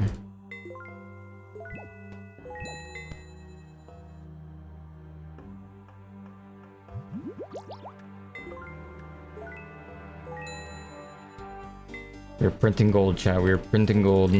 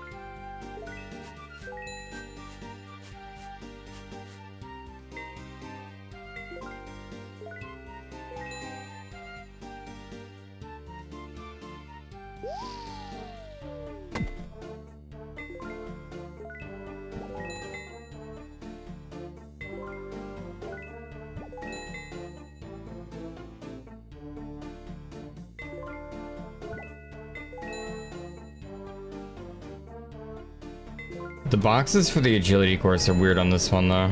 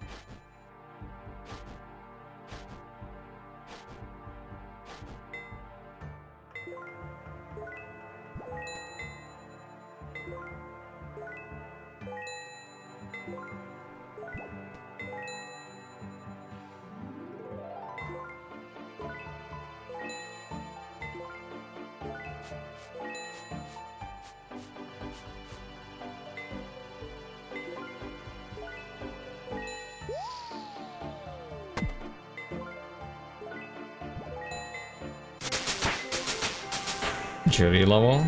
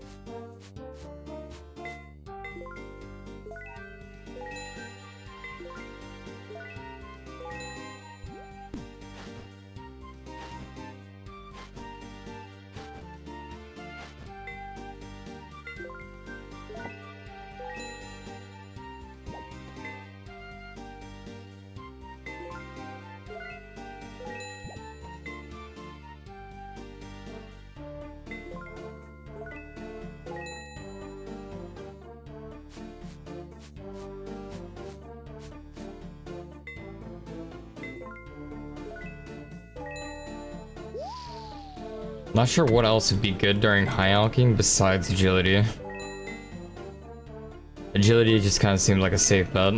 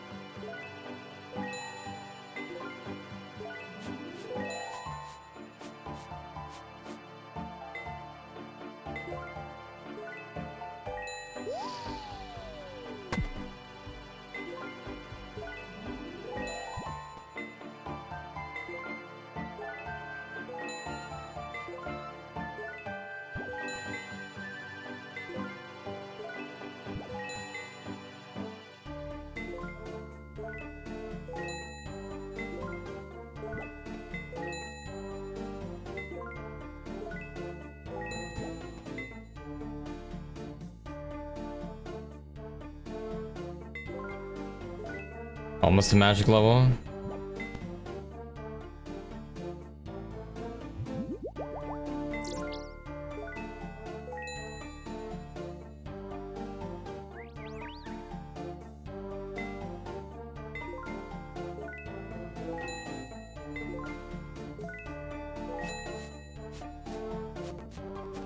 Already at 100k from doing this.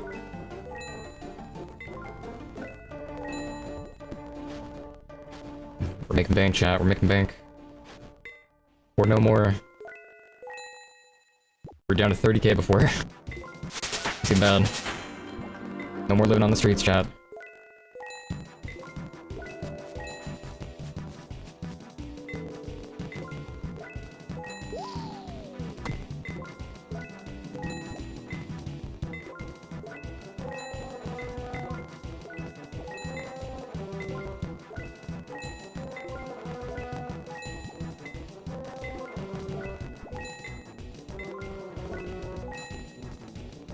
I was hoping it queued up.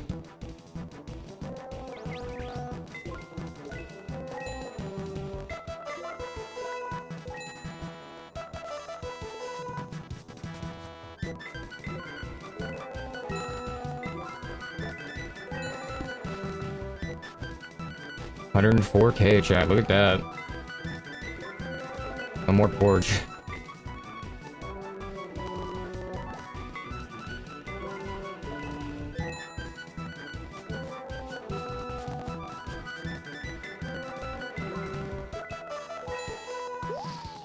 Ooh, I can buy that dragon helper too that I wanted to buy.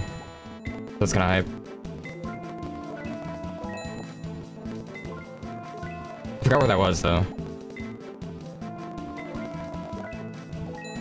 I won't be able to use it for a while, but you know, it'd be cool.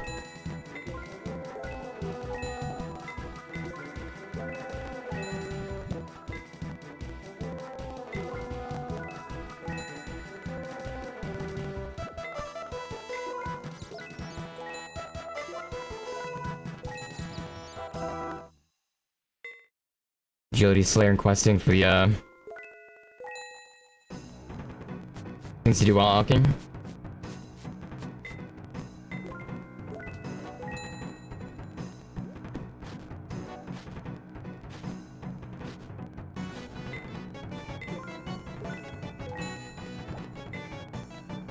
I can buy some arrows here soon instead of crafting them because I really don't want to craft them. I'm gonna be honest. I would much rather buy my arrows. World hop a shit ton. Hey, sir, much appreciated. Thank you for the resub. You've been well. Zero just resubscribed for 78 months. Abu 78 months. Whoa.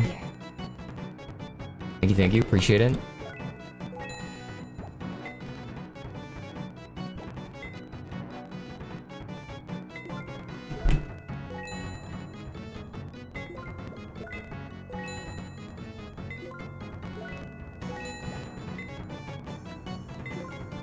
I want to play some mop, but I've been like big grinding RuneScape lately.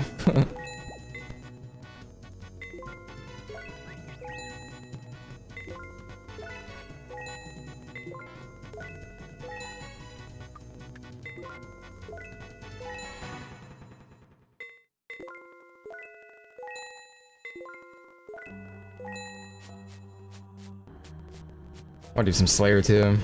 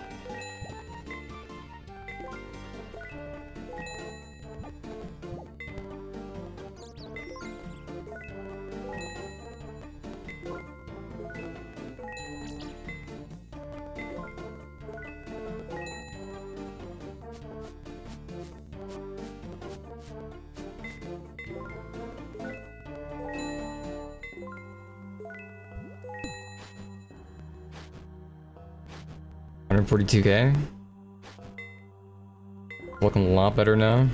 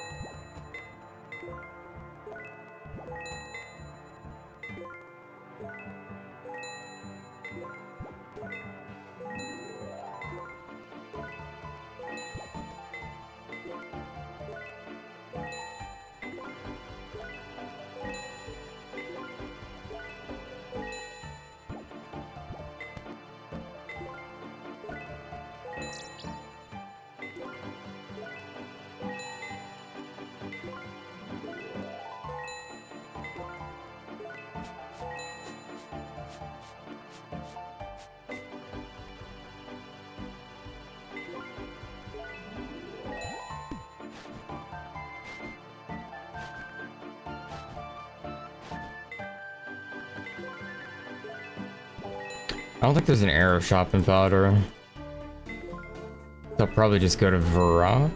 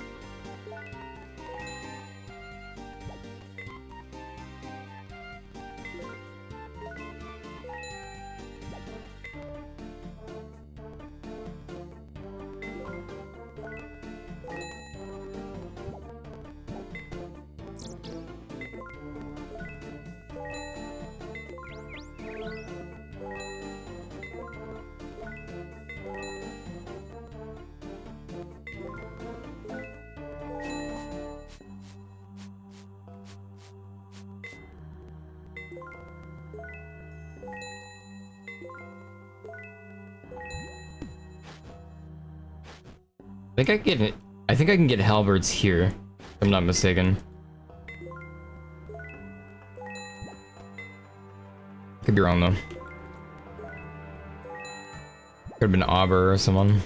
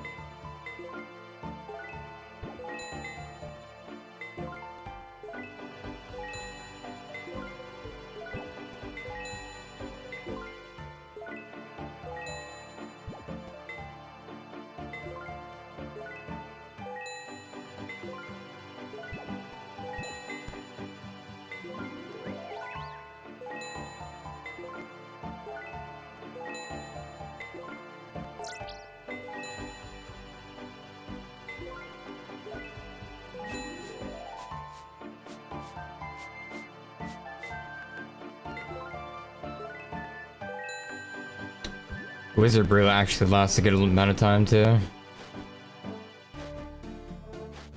think with how many inventories I got, I'm definitely gonna last till I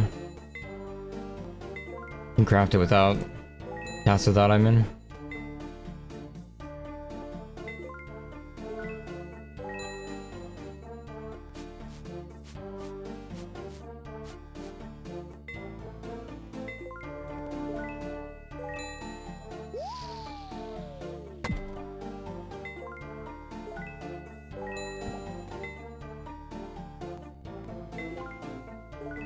And the good thing about me not doing these like insanely fast is I can still get marks of grace. So if I'm not going like the optimal speed, I still get marks of grace at least, you know. I don't really lose out on too much for missing out on not going like that fast, you know.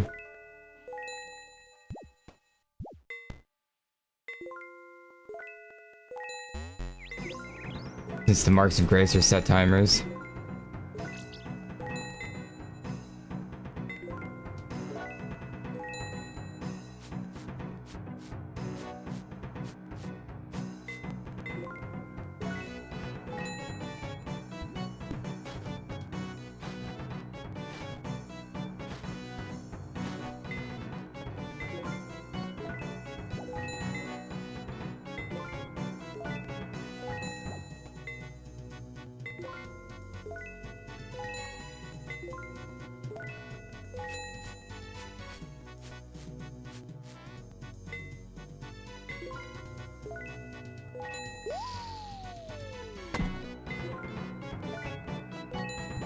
You need to do something special for magic bowstring, right? Like it's different flax or something, no?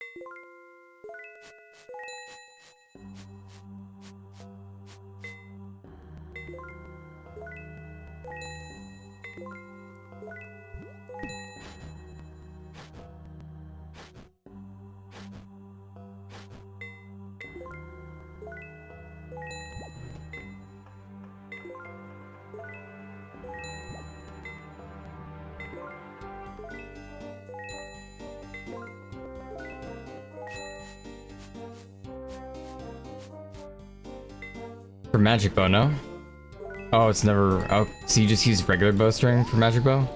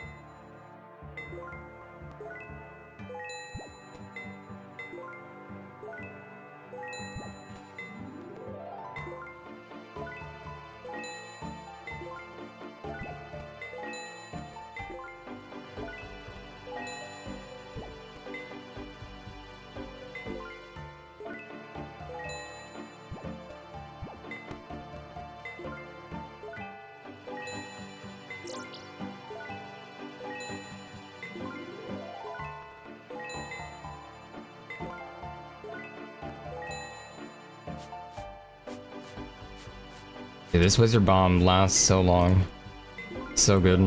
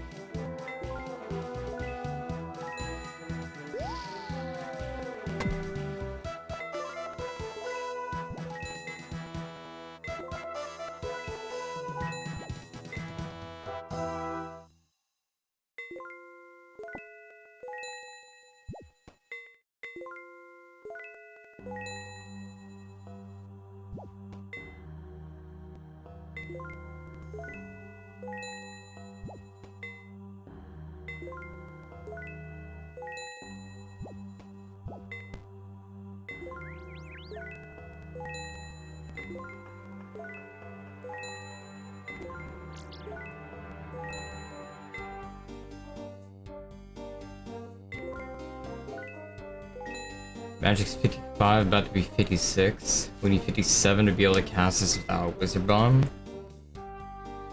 I'm about the level.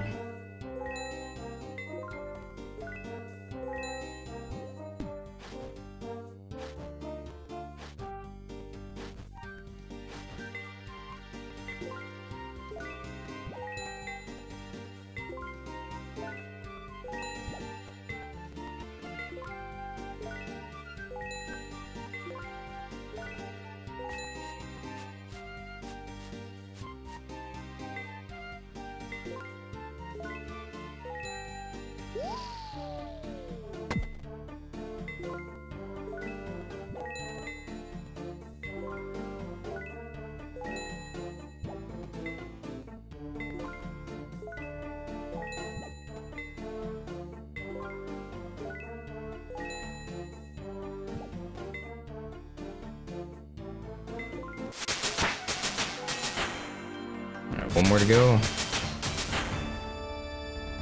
Wait.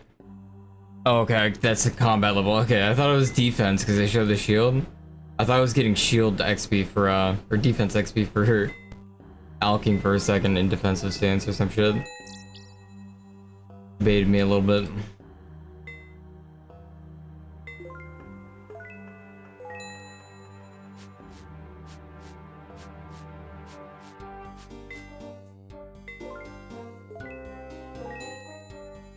I need to move my Mark of Grace because I'm like this close to alking it.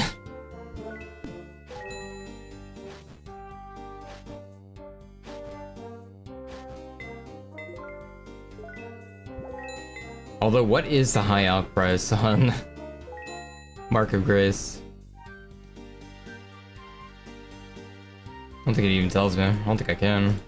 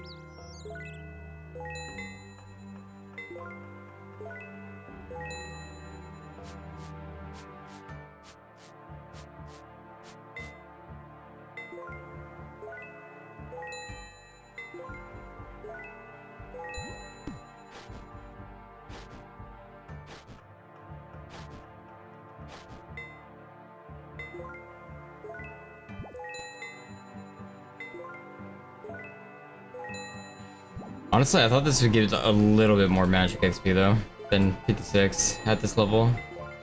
Or 65, I mean. I think it's barely higher than a Fire Blast. I'm not sure. Like a Chaos Fire Blast at least though.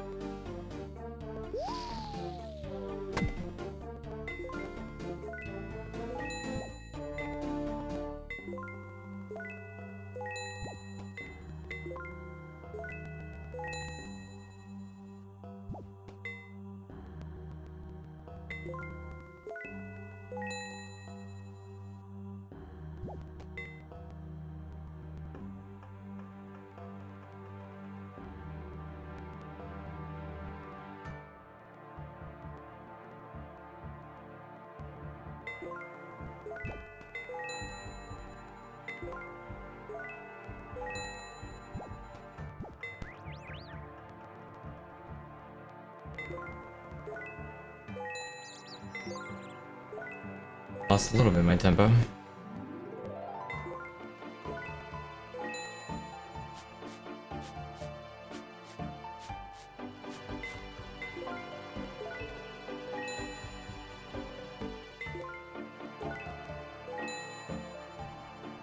It's pretty nice having arrows, or gold again.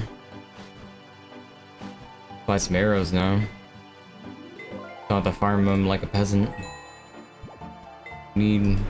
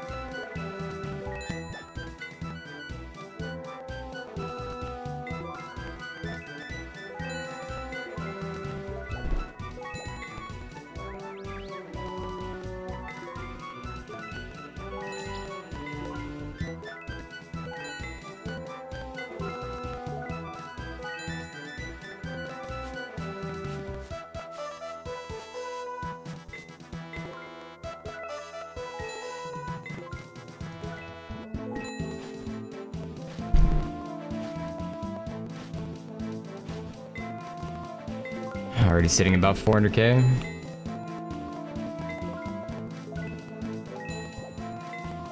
Almost halfway to the mage level 2.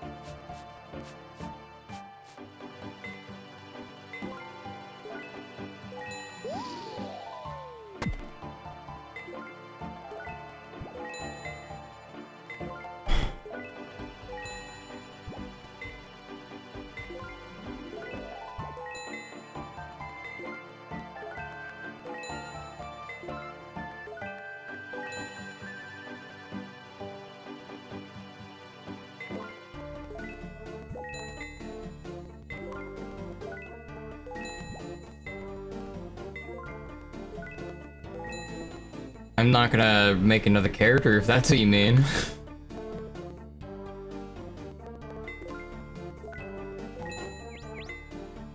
You think I'm gonna start a hardcore character again? You out of your fucking mind? Ain't no way. Still gonna be an Ironman.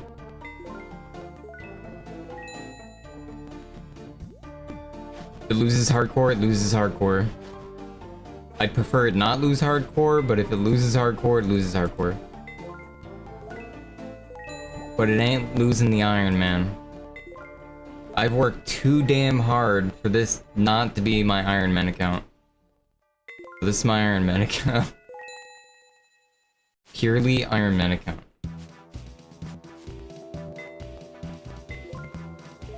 As long as I can tell that I earn things, you know?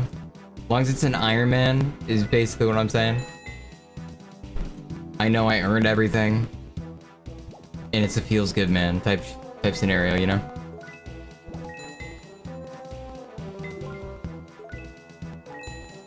Because that's the only RuneScape experience I want. Is me to earn my shit, you know?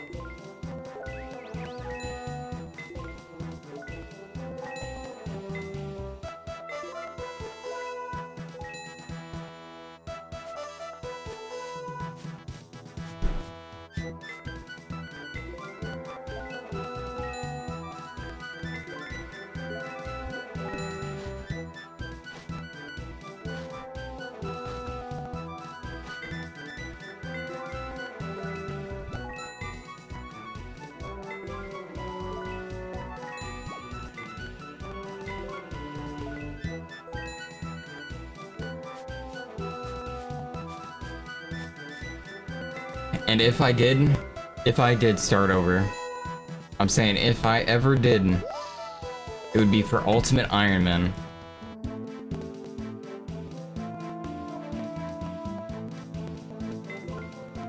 And I'd probably die again.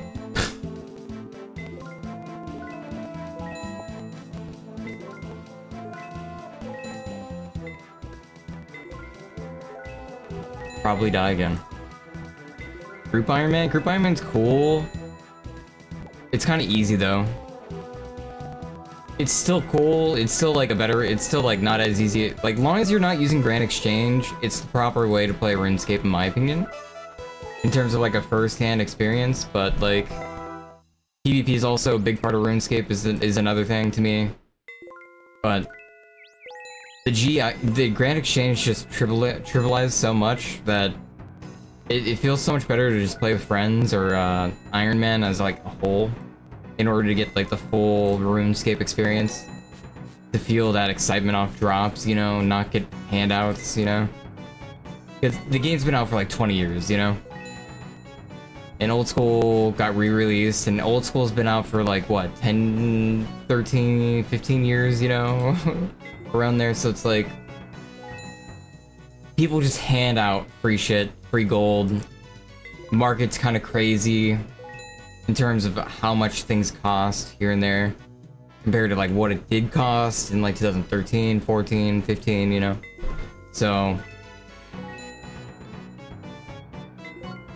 I think it's just better to play the game as like an Ironman, or group Ironman is even like fine enough. And group Ironman's a lot better if you have friends that are also new that want to get into the game. And you can always like de-iron yourself, so it's not like it's a full loss, you know, if you do group Ironman, so it's kind of no downside to trying it out. I think if you like it, and if you really want to be just a normal account, you can be a normal account, you know? Group Ironman, I would do with like a group of friends though, for sure.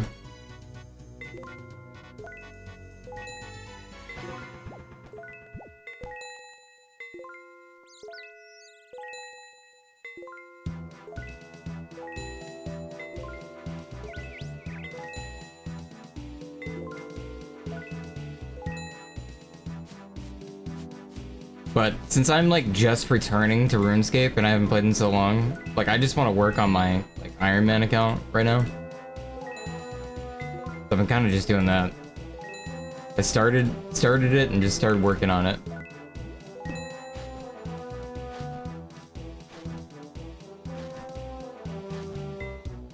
This last time I played was 2013 for like the first couple months, so. And I didn't go as hard as I'm going now. Like, I was spamming runecrafting to like 70 or something, I don't know. I was going hard in the runecrafting minigame and then I like stopped.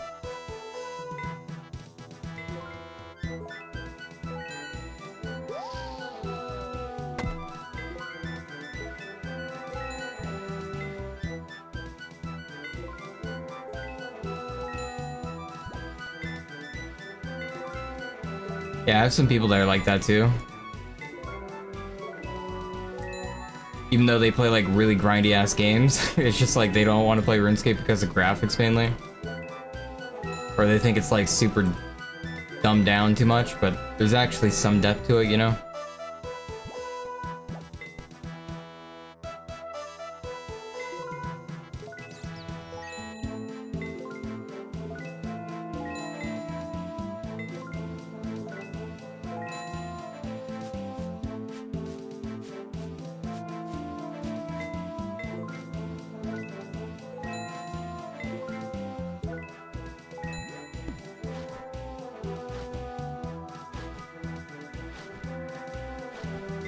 Am I crafting this without a...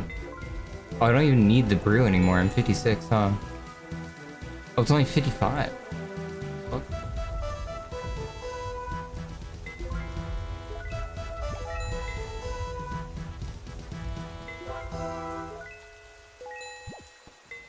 $471K, chat.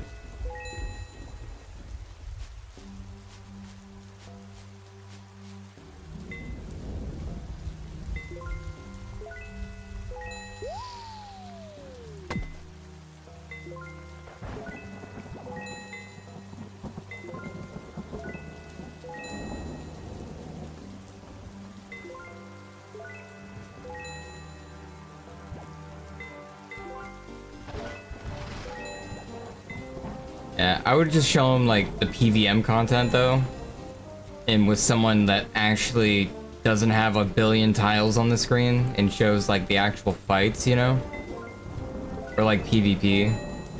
I think showing those aspects of the game be big drawing points.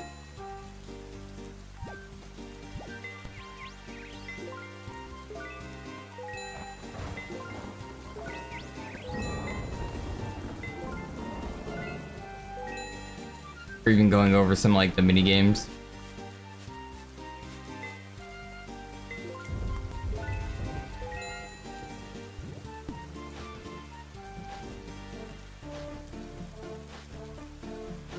Last Man Standing is one to bring up, how it's equalized. Duel Arena, the things you can do in Duel Arena, I think that are big selling points too. It was cooler with the staking, but you know, whatever. Because then you could convince your gambling friends to play RuneScape.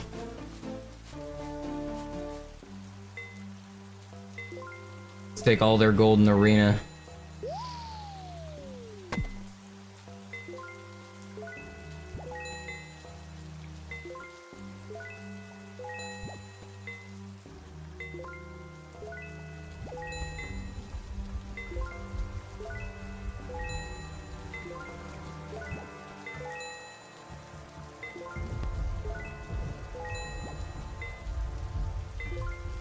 Honestly though, the duel arena, when they were staking, like it just...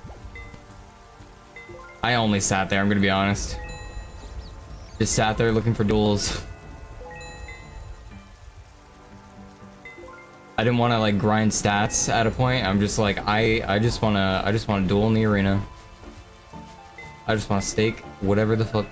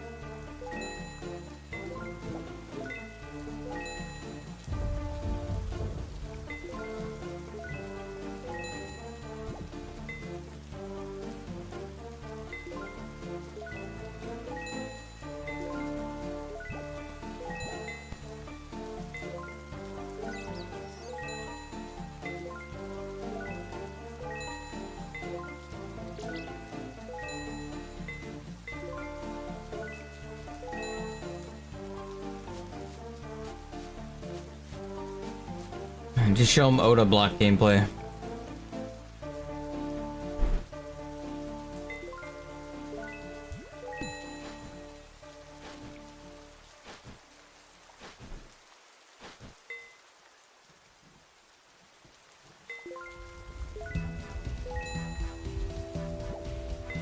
Alright, let's be honest then. If we're playing World of Warcraft and we're rolling for a piece of gear, are we not gambling on that piece of gear?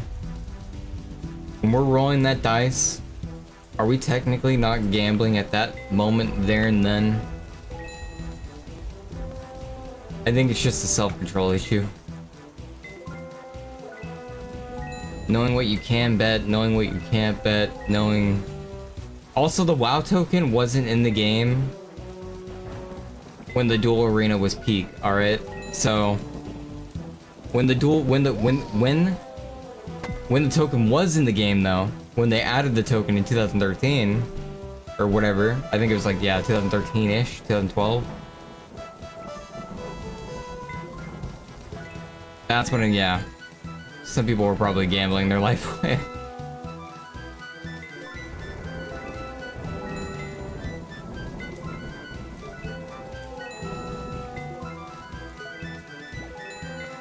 Some people were probably swiping to try to get gold in game. Like, earn it back.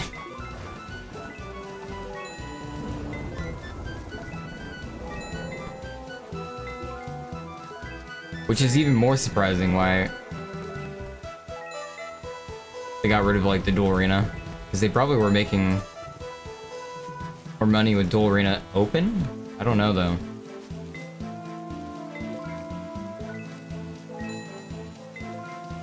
Like I would assume off the WoW token, or off the like tokens. I feel like they were probably selling more tokens during then.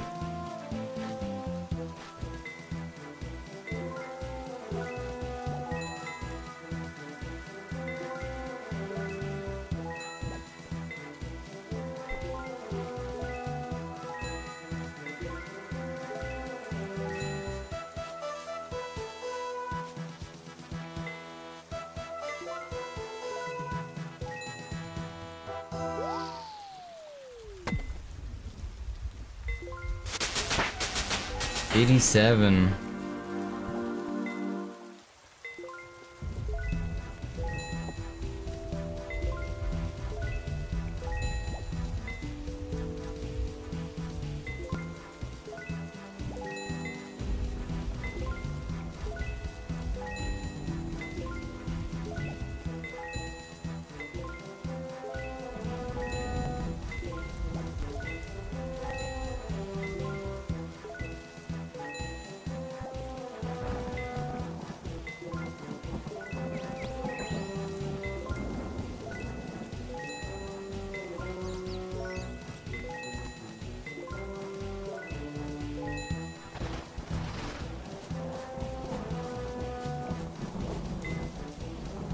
At 35K.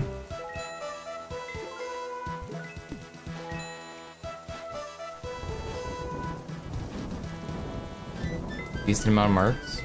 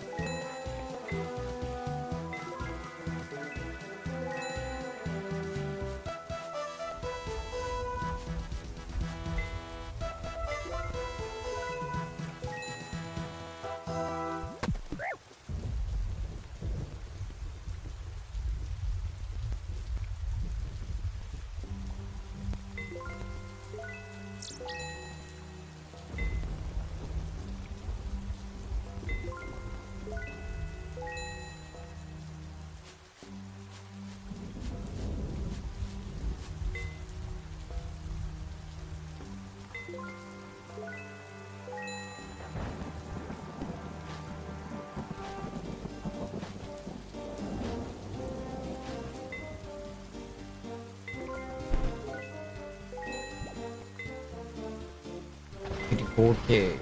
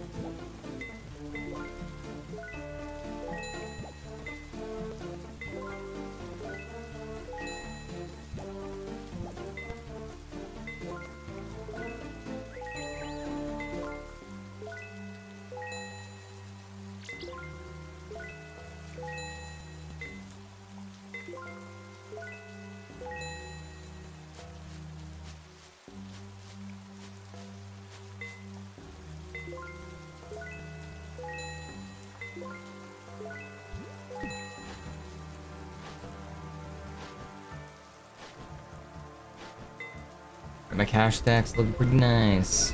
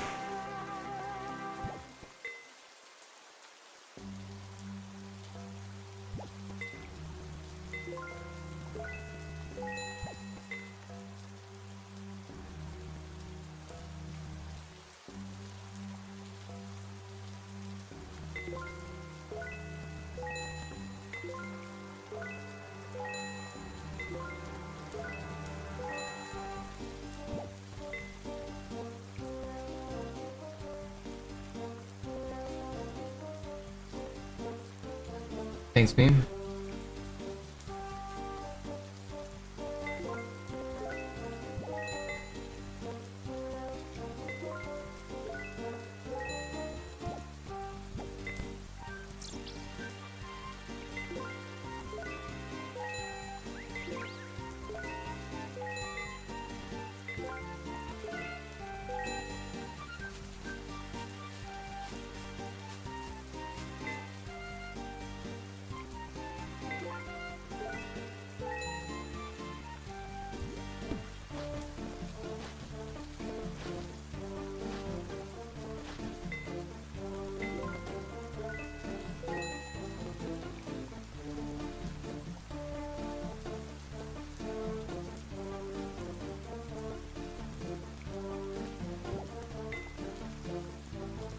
I'm tired as hell.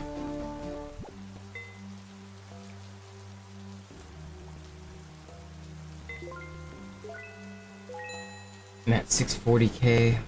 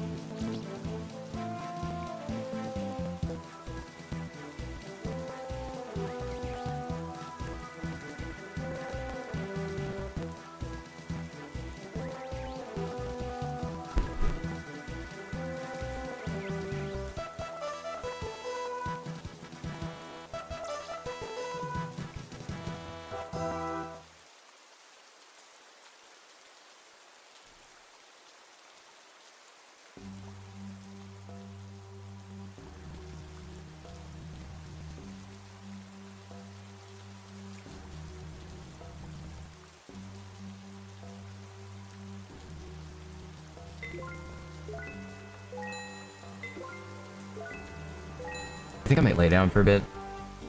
Take like a 5-minute break. More than 5 minutes, I mean.